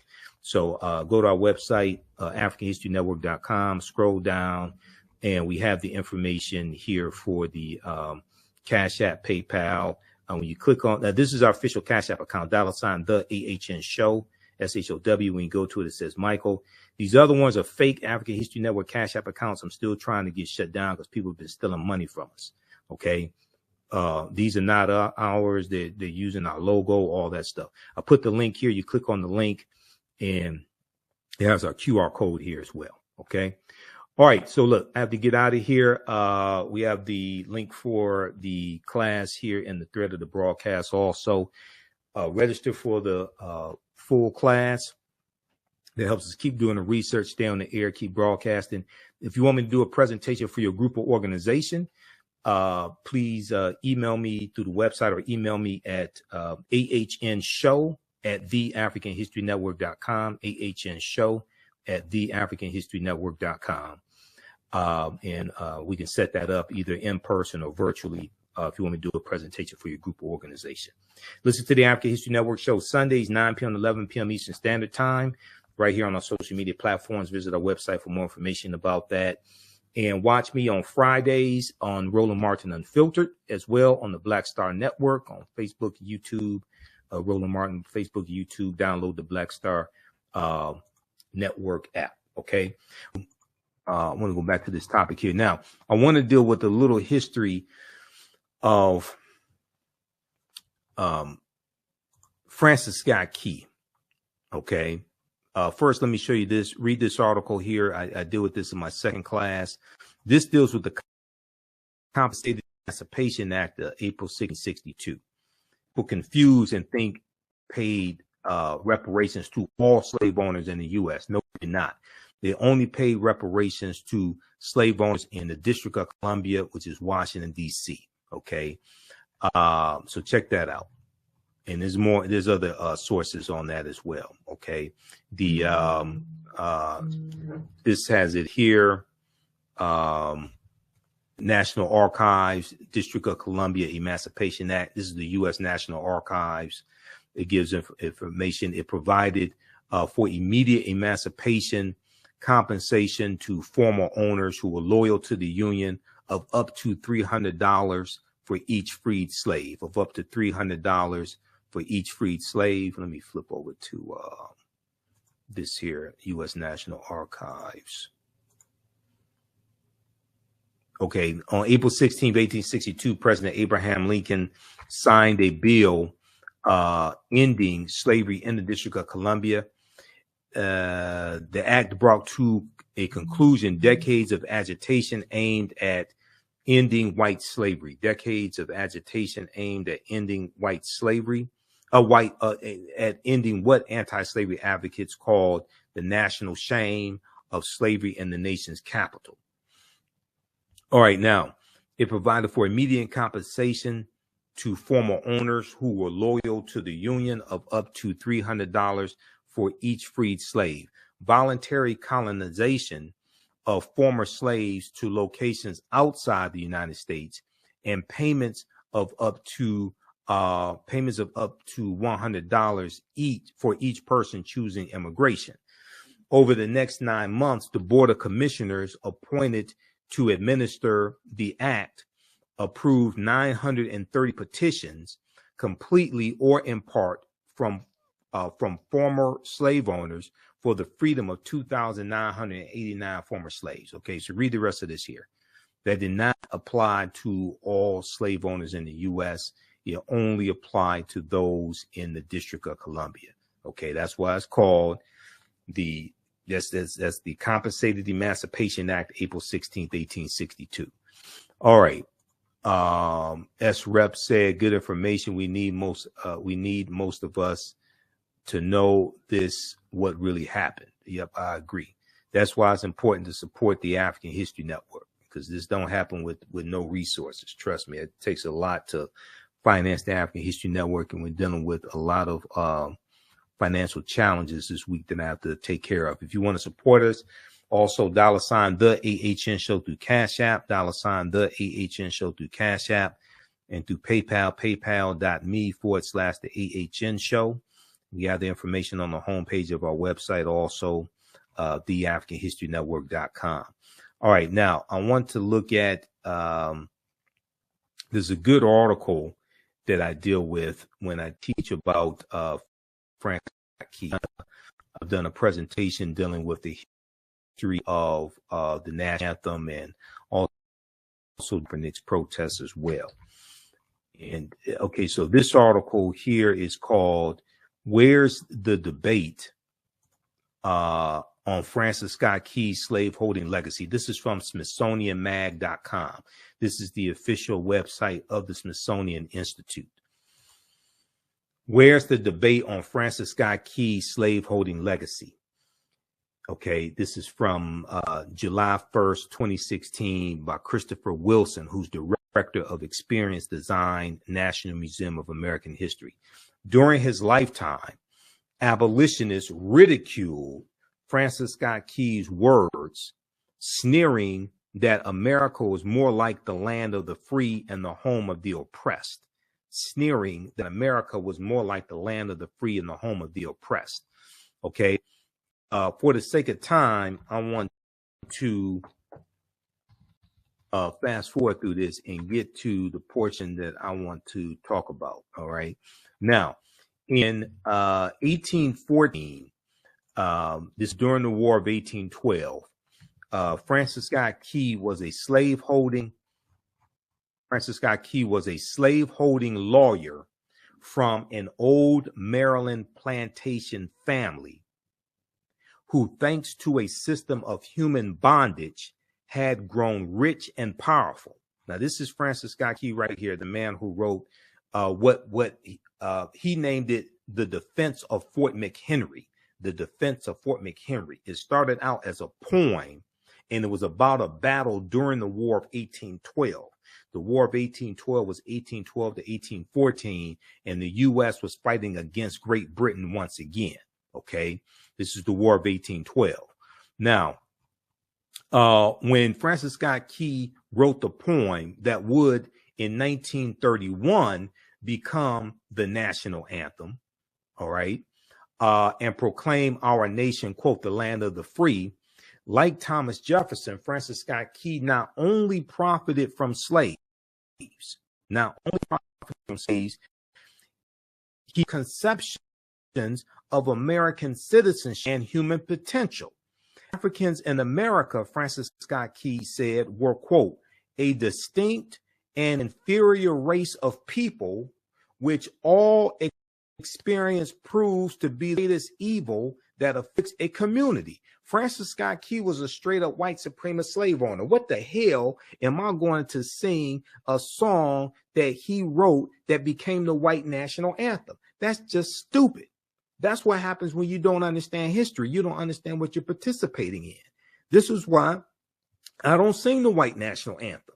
It's not just the third stanza, okay, that says no refuge for the hireling or the slave. It's the entire song is a white supremacist song.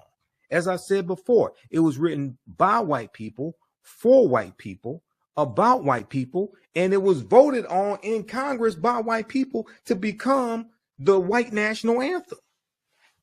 Because by the time it was voted on in 1931, there may have been maybe one African American who was in Congress. That's it. So what are you talking about? This is what happens when you don't understand history. Now, if you want to say there should be a new national anthem,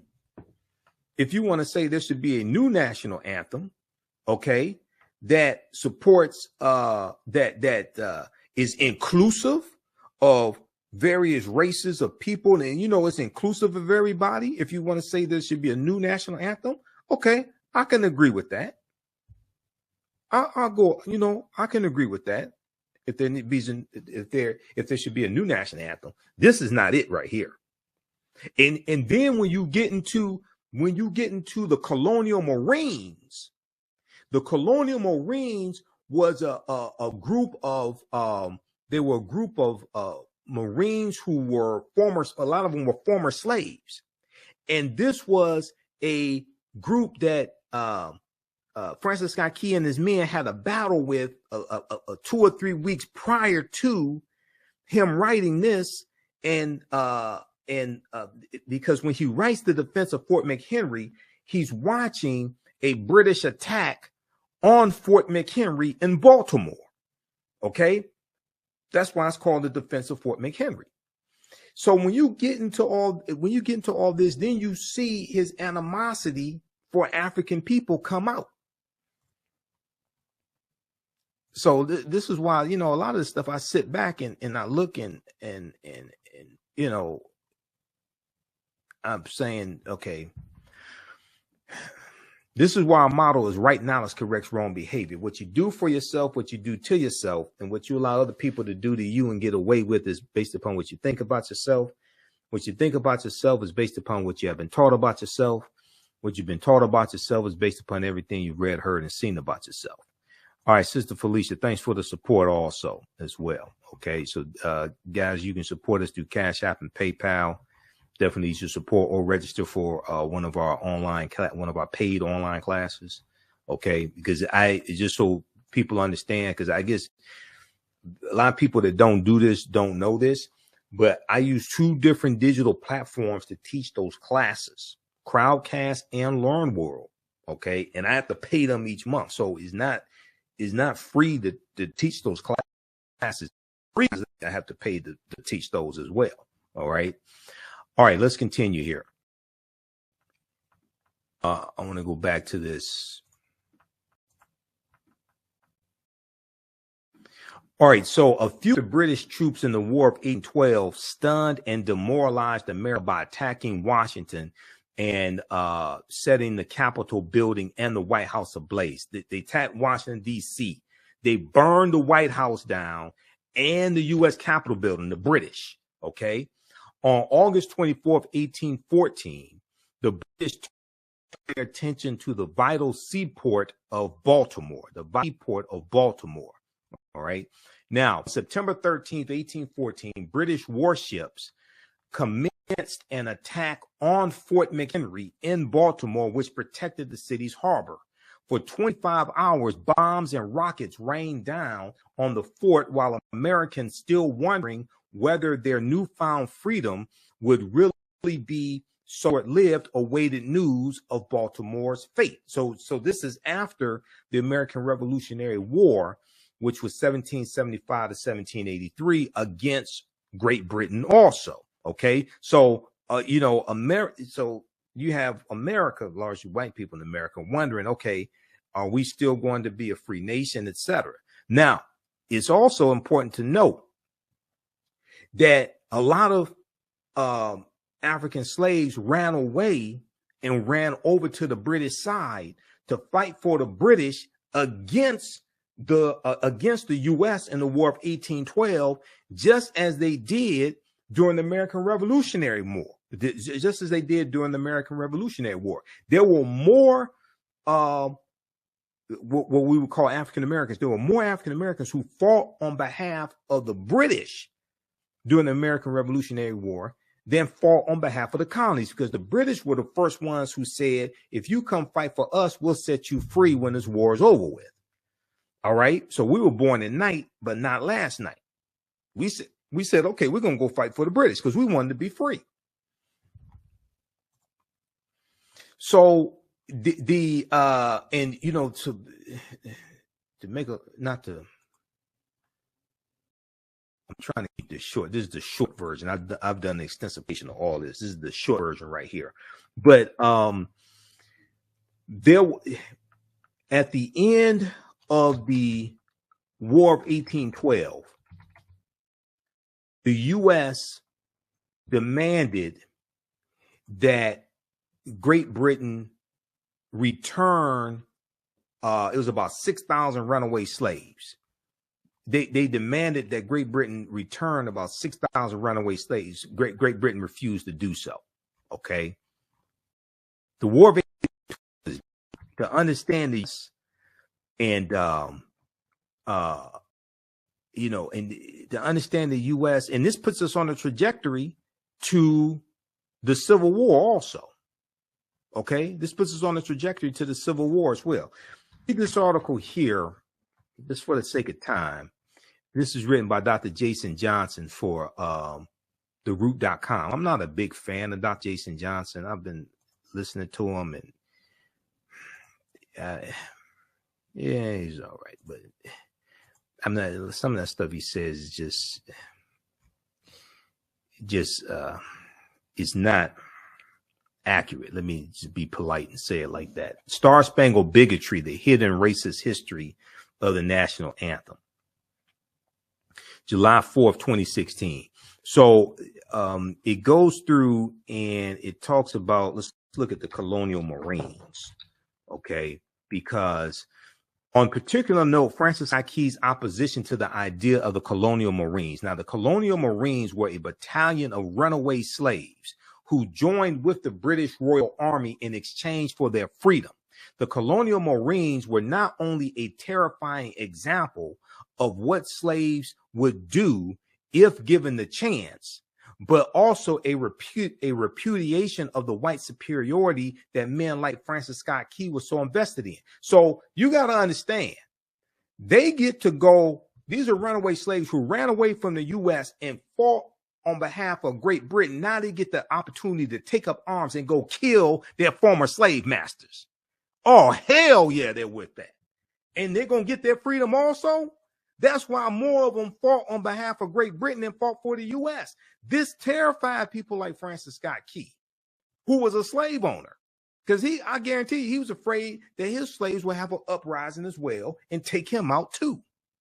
Now, all of these ideas and concepts came together around August 24th, 1814 at the Battle of Bladensburg, where Francis Scott Key, who was serving as a lieutenant in the army at the time, ran into a battalion of colonial Marines, these former slaves who went to fight for Great Britain. His troops were taken to the woodshed by the very black folks he disdained. He got his ass kicked by these black colonial Marines, and he fled back to his home in Georgetown to lick his wounds. The British troops, emboldened by their victory in Bladensburg, then marched into Washington, D.C., burning the Library of Congress, burning the U.S. Capitol building, and burning the White House. You can imagine that Francis Scott Key was very much in his feelings, seeing black soldiers trampling on the city he so desperately loved. Now, a few weeks later, in September of 1814, not 1815. A few weeks later, in September of 1814, far from being a captive, Francis Scott Key was on a British boat begging for the release of one of his friends, a doctor named William Beans, or Benes, I'm not exactly sure how to pronounce it. Francis Scott Key was on the boat waiting to see if the British would release his friend when he observed the bloody battle of Fort McHenry in Baltimore, September 13th, 1814. America lost the battle, but managed to inflict heavy casualties on the British in the process. This inspired Francis Scott Key to write what would later be called the Star-Spangled Banner. He named it The Defense of Fort McHenry. It was a poem. So he wrote the poem after watching the battle. So that's when he said, and our flag was still there. Okay. He's talking about the flag was still flying at Fort McHenry. This is where this comes from. So right then and there, but no one remembers that he wrote a full third stanza decrying the former slaves who were now working for the British Army, the colonial Marines. Okay. And where is that band that was so vauntingly, who so vauntingly swore that the havoc of war and the battle's confusion and home and the country should leave us no more? Their blood has washed out their foul footsteps pollution. Their blood has washed out their foul footsteps pollution. No refuge could save the hireling and slave from the terror of flight or the gloom of the grave. And the Star-Spangled Banner in triumph doth wave over the land of the free and the home of the brave. Okay. But it ain't just the third stanza that's the problem. It's the entire song that's the problem. And who wrote the song? So when you understand history, this is, and see, Jackie Robinson said in his autobiography, I Never Had It Made, Jackie Robinson said he can never sing the Star-Spangled Banner again and stand for the Star-Spangled Banner. Okay. So read the rest of this. Okay.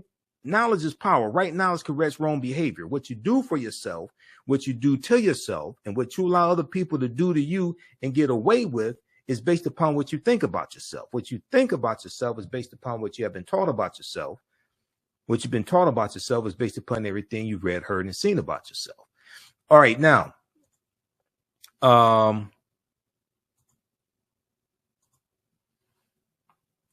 let me go back to, let me see. Let me go back to this here. Okay.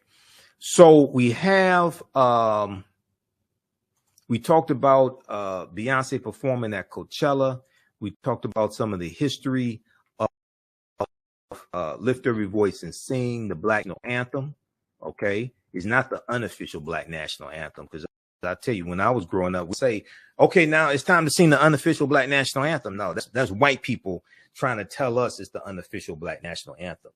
First of all, you can't, we determine what the Black National Anthem is. Europeans can't tell us what the Black national anthem is. They're trying to define reality for us. Power is the ability to define and shape reality and have other people accept your definition of reality as if it were their own. Is not the way Noble correctly teaches us. All right. Okay, so we talked about the history of James Weldon Johnson and the Black national anthem.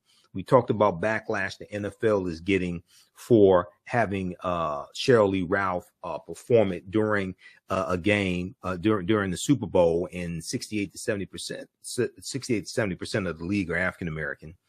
We dealt with some of the history of Francis Scott Key as well. Also with Francis Scott Key, who wrote the Star Spangled Banner, started out as the defense of Fort McHenry.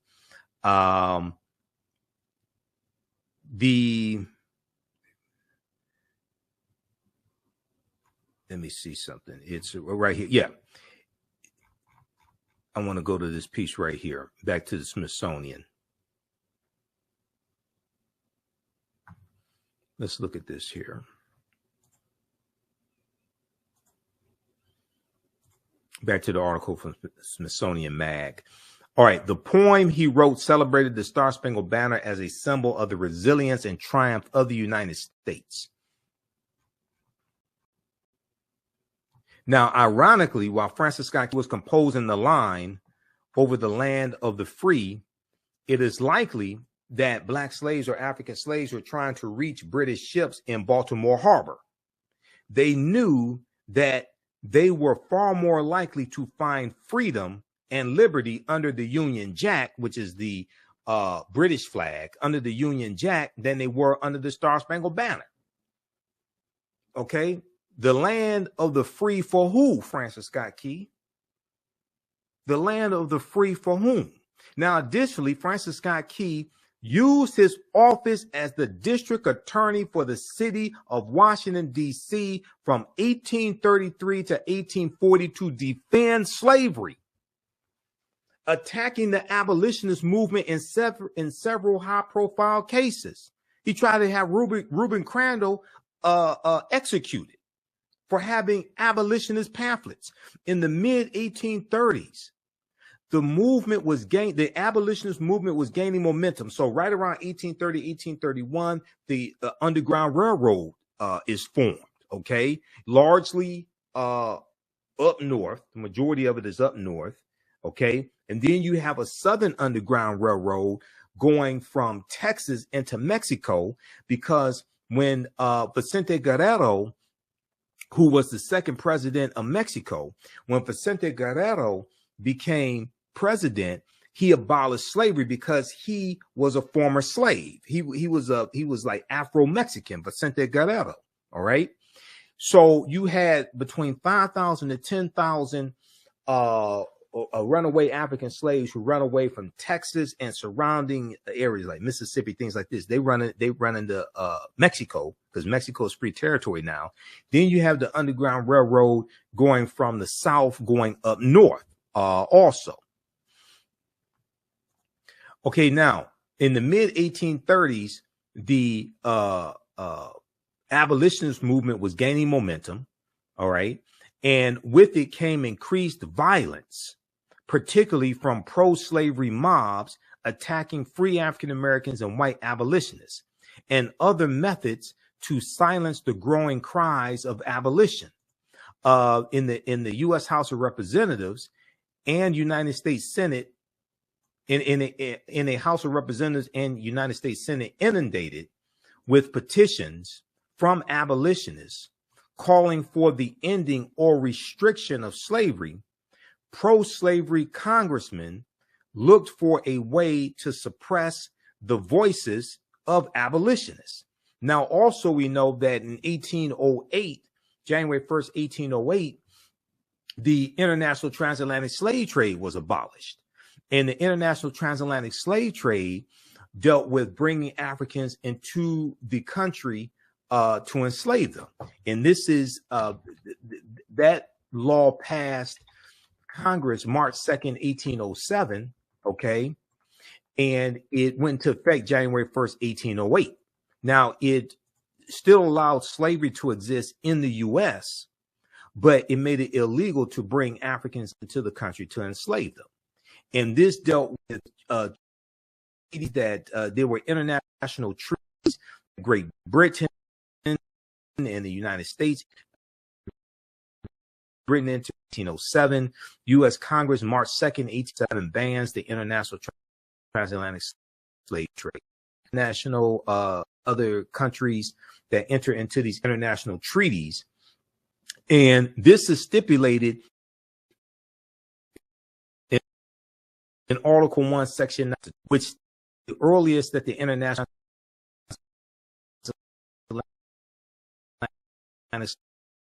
slave a $10 tax, a tax of up to $10 on for each African that was brought into the country. Okay, so when all these people who are talking about reparations, Article 1, Section 9, Clause 1, this helps give you a legal foundation for reparations. Okay, now at congress.gov, and I got to wrap this up because I ain't planning to be here this long, but you know, I'm a teacher, so this you know, this is what I do. Let me refresh the screen.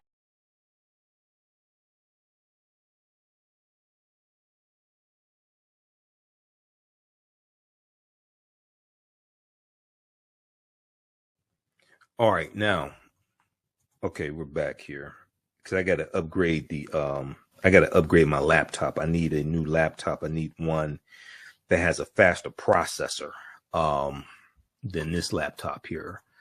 So, U.S. Constitution. So this is Congress.gov, Article 1, Section 9, Clause 1, migration or importation. Okay, restrictions on the slave trade. This is in the U.S. Constitution. The migration or importation of such persons as any of the states now existing shall think proper to admit, shall not be prohibited by the Congress prior to the year 1808, but a tax or duty may be imposed on such importation not exceeding $10 for each person, not exceeding $10 for each person.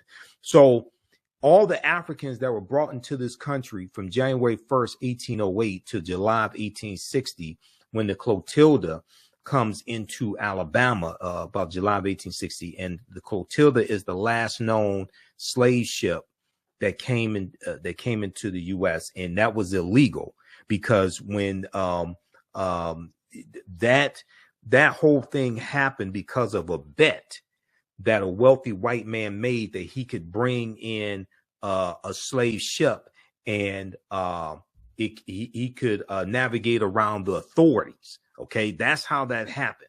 But all those Africans that were brought in from January 1st, 1808 to July of 1860 was illegal based upon federal law.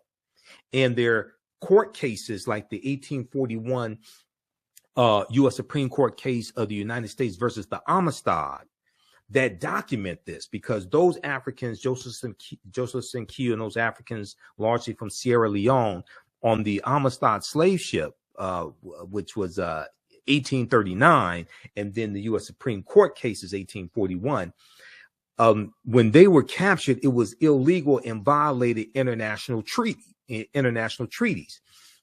If you go to archives.gov, U.S. National Archives, and look up the Amistad case, okay, U.S. National Archives, the Amistad case, the first thing that it tells you is that it was illegal for those Africans to be captured in the first place because it violated international treaties. All right, so U.S. National Archives, archives.gov, the Amistad case. In February 1839, Portuguese slave hunters abducted a large group of Africans from Sierra Leone and shipped them to Havana, Cuba, a center for the slave trade. This abduction violated all of the treaties in existence. You're dealing with a violation of international law when they were captured. Okay. Then when you go through and click on read more, and you go through and read the whole about the whole court case, and it went through the federal courts, then it went to the U.S. Supreme Court. Okay, the U.S. Supreme Court decided in favor of the Africans, stating that they were free individuals kidnapped and transported illegally. They had never been slaves because it was illegal for them to be captured in the first place. It was illegal for that slave ship to come into U.S. waters. Also, because the international transatlantic slave trade had been abolished January 1st, 1808. Okay. Now, they won their freedom. Okay. They won their freedom, and they were set free. Now, the U.S., what happened was the abolitionists had to collect money to pay to send them back to Sierra Leone. The U.S. didn't give them a free trip back to Africa. Abolitionists had to take up money, but at least they won their freedom in the U.S. Supreme Court. Senior Justice Joseph Story wrote and read the decision. Quote, "It was the ultimate right of all human beings in extreme cases to resist oppression and to apply force against ruinous injustice," end quote. The opinion asserted the Africans' right to resist unlawful slavery because there was a mutiny on the ship. There was a slave revolt on the ship. So they ruled that those Africans had a right to take up arms on that ship and fight for their freedom. They also ruled that it was illegal for them to be captured in the first place because it violated all the international treaties at the time, and they ruled that they were free. So they were set free. Okay. All right. So read that from archives.gov, U.S. National Archives, dealing with the Amistad. Okay. Now,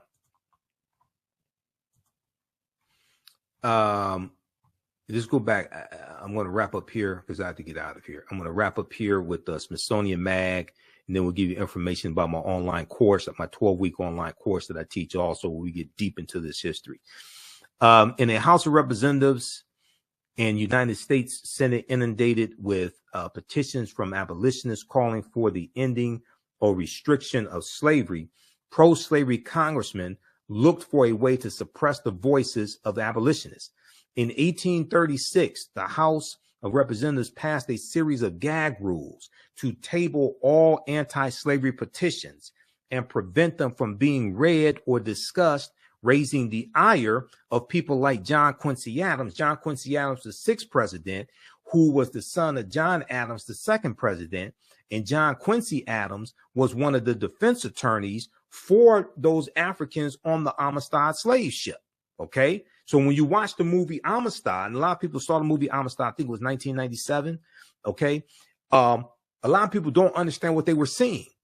They're giving you a legal foundation for reparations in this country. And when we deal with repairing the damage of a legacy of slavery, we're seeking a legal remedy to a historical problem, which implies you need to understand both history and law. Unfortunately, most of our people don't understand either one of them. And the foundational law in this country is the U.S. Constitution. Article 6 of the U.S. Constitution tells you that the U.S. Constitution, all the previous treaties and all the subsequent treaties are the supreme law of the land. So when you go to lawmakers, you don't go to lawmakers to argue morality. You go to lawmakers to argue law, because lawmakers write laws. Laws get challenged in the judicial branch of the federal government, which are the federal courts, Federal Court of Appeals, and the U.S. Supreme Court. When they get challenged in court, they get challenged on the basis that they're unconstitutional, that they violate the Constitution. So if you're seeking a legal remedy to a historical problem and you want to call it reparations or restitution, whatever it is, you have to make sure that you're on strong legal footing. One would be the Black Freedmen Indian Treaties of 1866, because those are laws still in the books right now. And the Choctaw, Chickasaw, Creek, Cherokee, and Seminole Indians all owned African slaves. And when after the Civil War, they enter into treaties with the U.S. government that states that they had to free their slaves, give them land, etc. They become those African slaves get membership in those Native American nations, etc. Okay, so and they get cash payments. And get all the rights and privileges of being members of those Native American nations. Those laws are still in the books right now.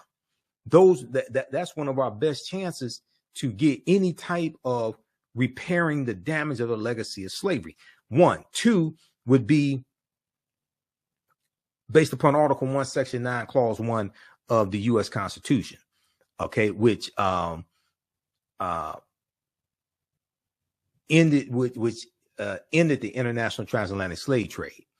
All right, and I'm trying to find something right quick here. Where is my presentation on? Oh, I dealt with this in my Kwanzaa presentation.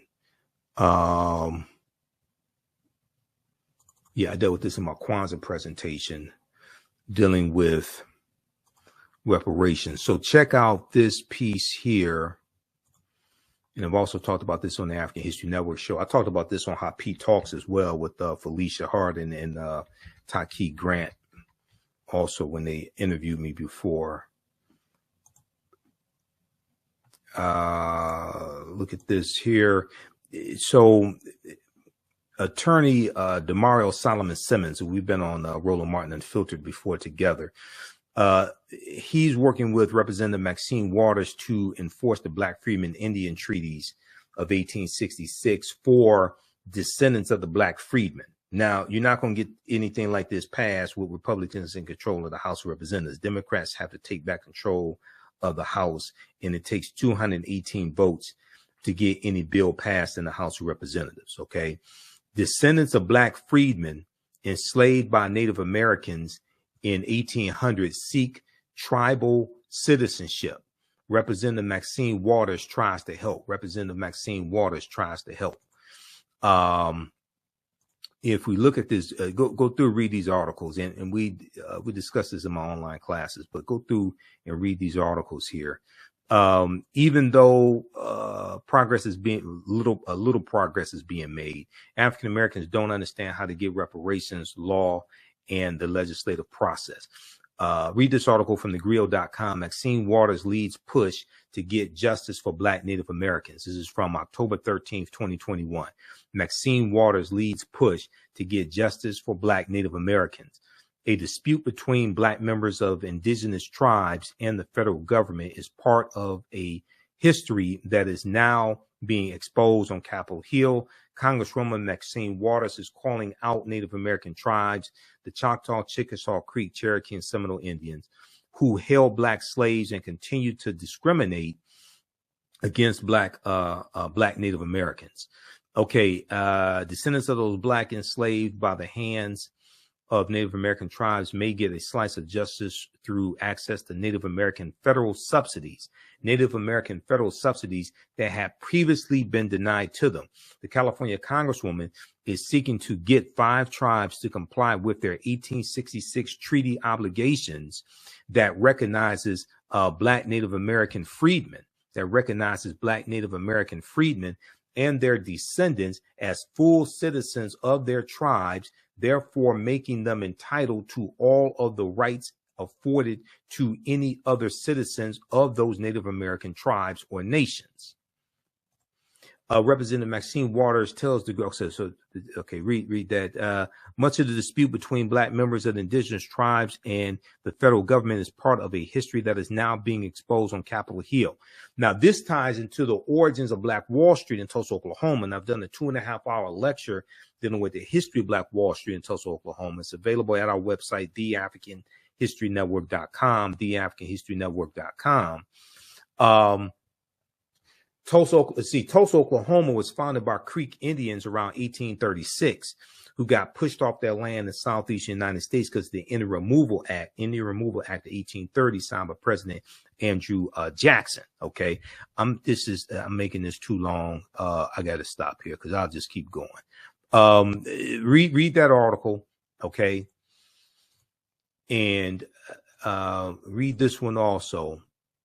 9 entrepreneurs who helped build Tulsa's Black Wall Street, because Hannibal B. Johnson, who I know and I've read his first book dealing with the history of Black Wall Street, Hannibal B. Johnson was interviewed by History.com, the official website of the History Channel, and Hannibal B. Johnson made the connection between the Dawes Allotment Act of 1887, the Black Freedmen Indian Treaties of 1866, and the first African-American landowners in Tulsa, in North Tulsa, where you would have Black Wall Street, which was the Greenwood district, the intersection of Greenwood, Archer, and Pine.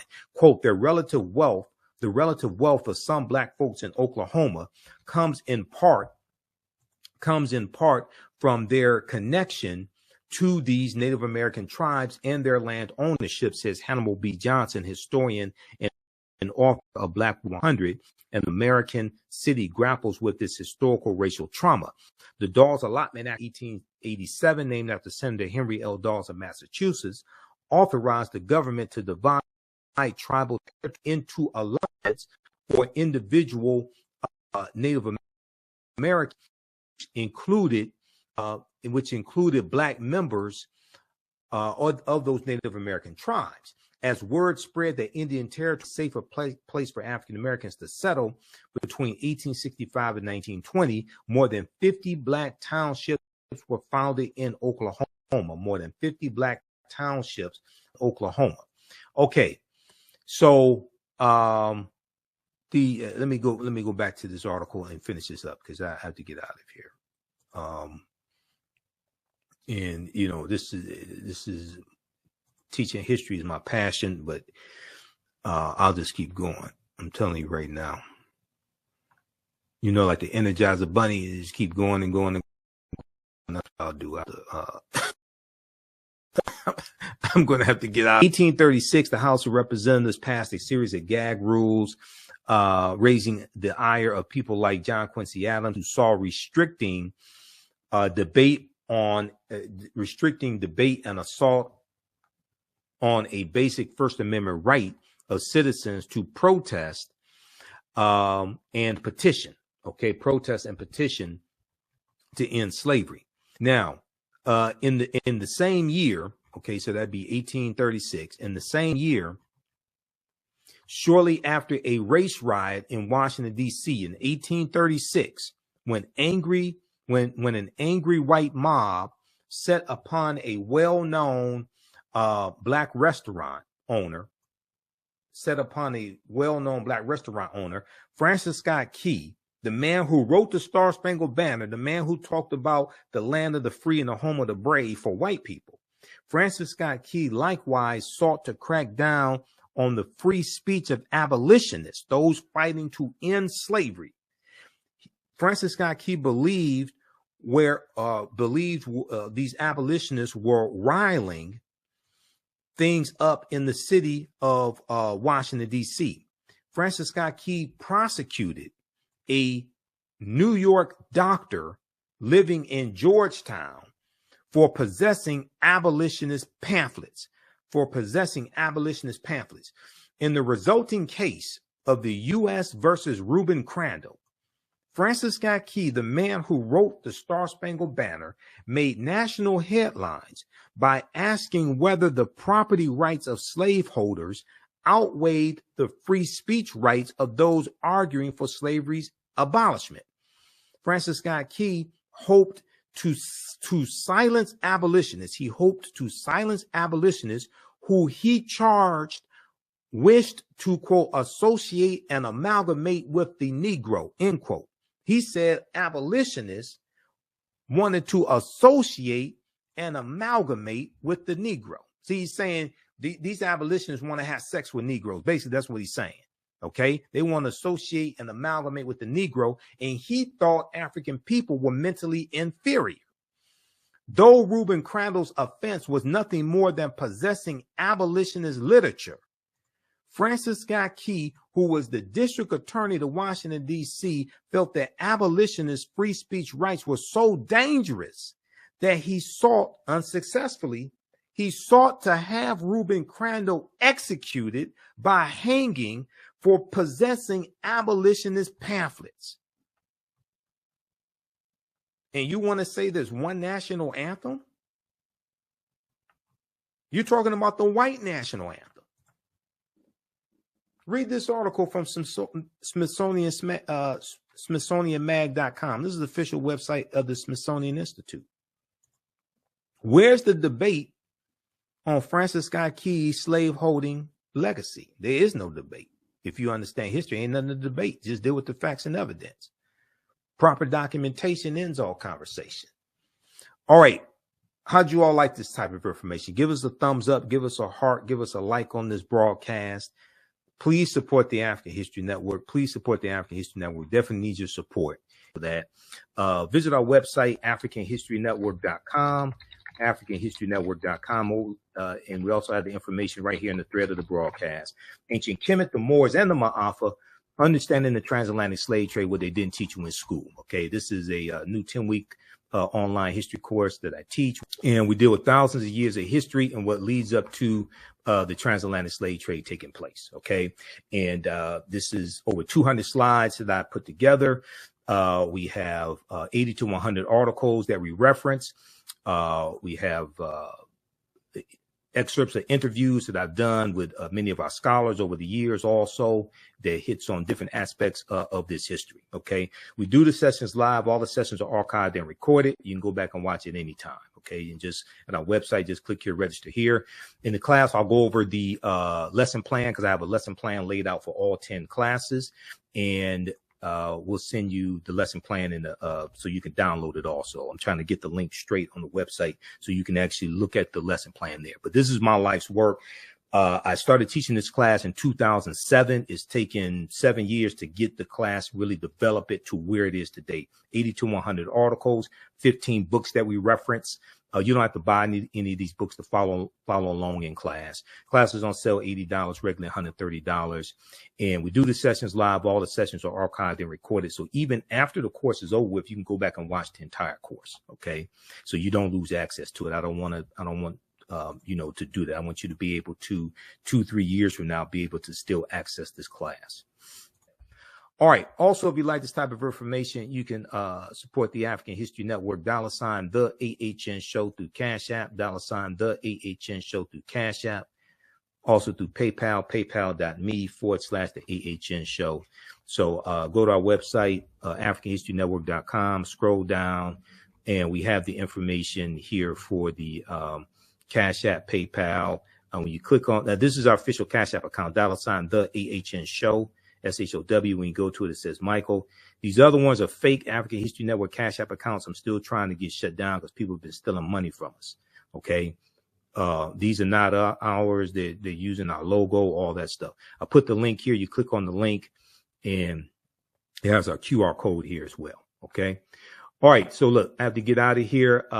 We have the link for the class here in the thread of the broadcast. Also, register for the full class. That helps us keep doing the research, stay on the air, keep broadcasting.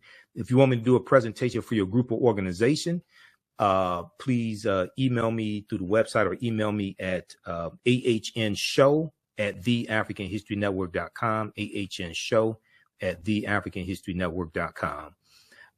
And we can set that up either in person or virtually if you want me to do a presentation for your group or organization. Listen to the African History Network show Sundays, 9 p.m. to 11 p.m. Eastern Standard Time, right here on our social media platforms. Visit our website for more information about that.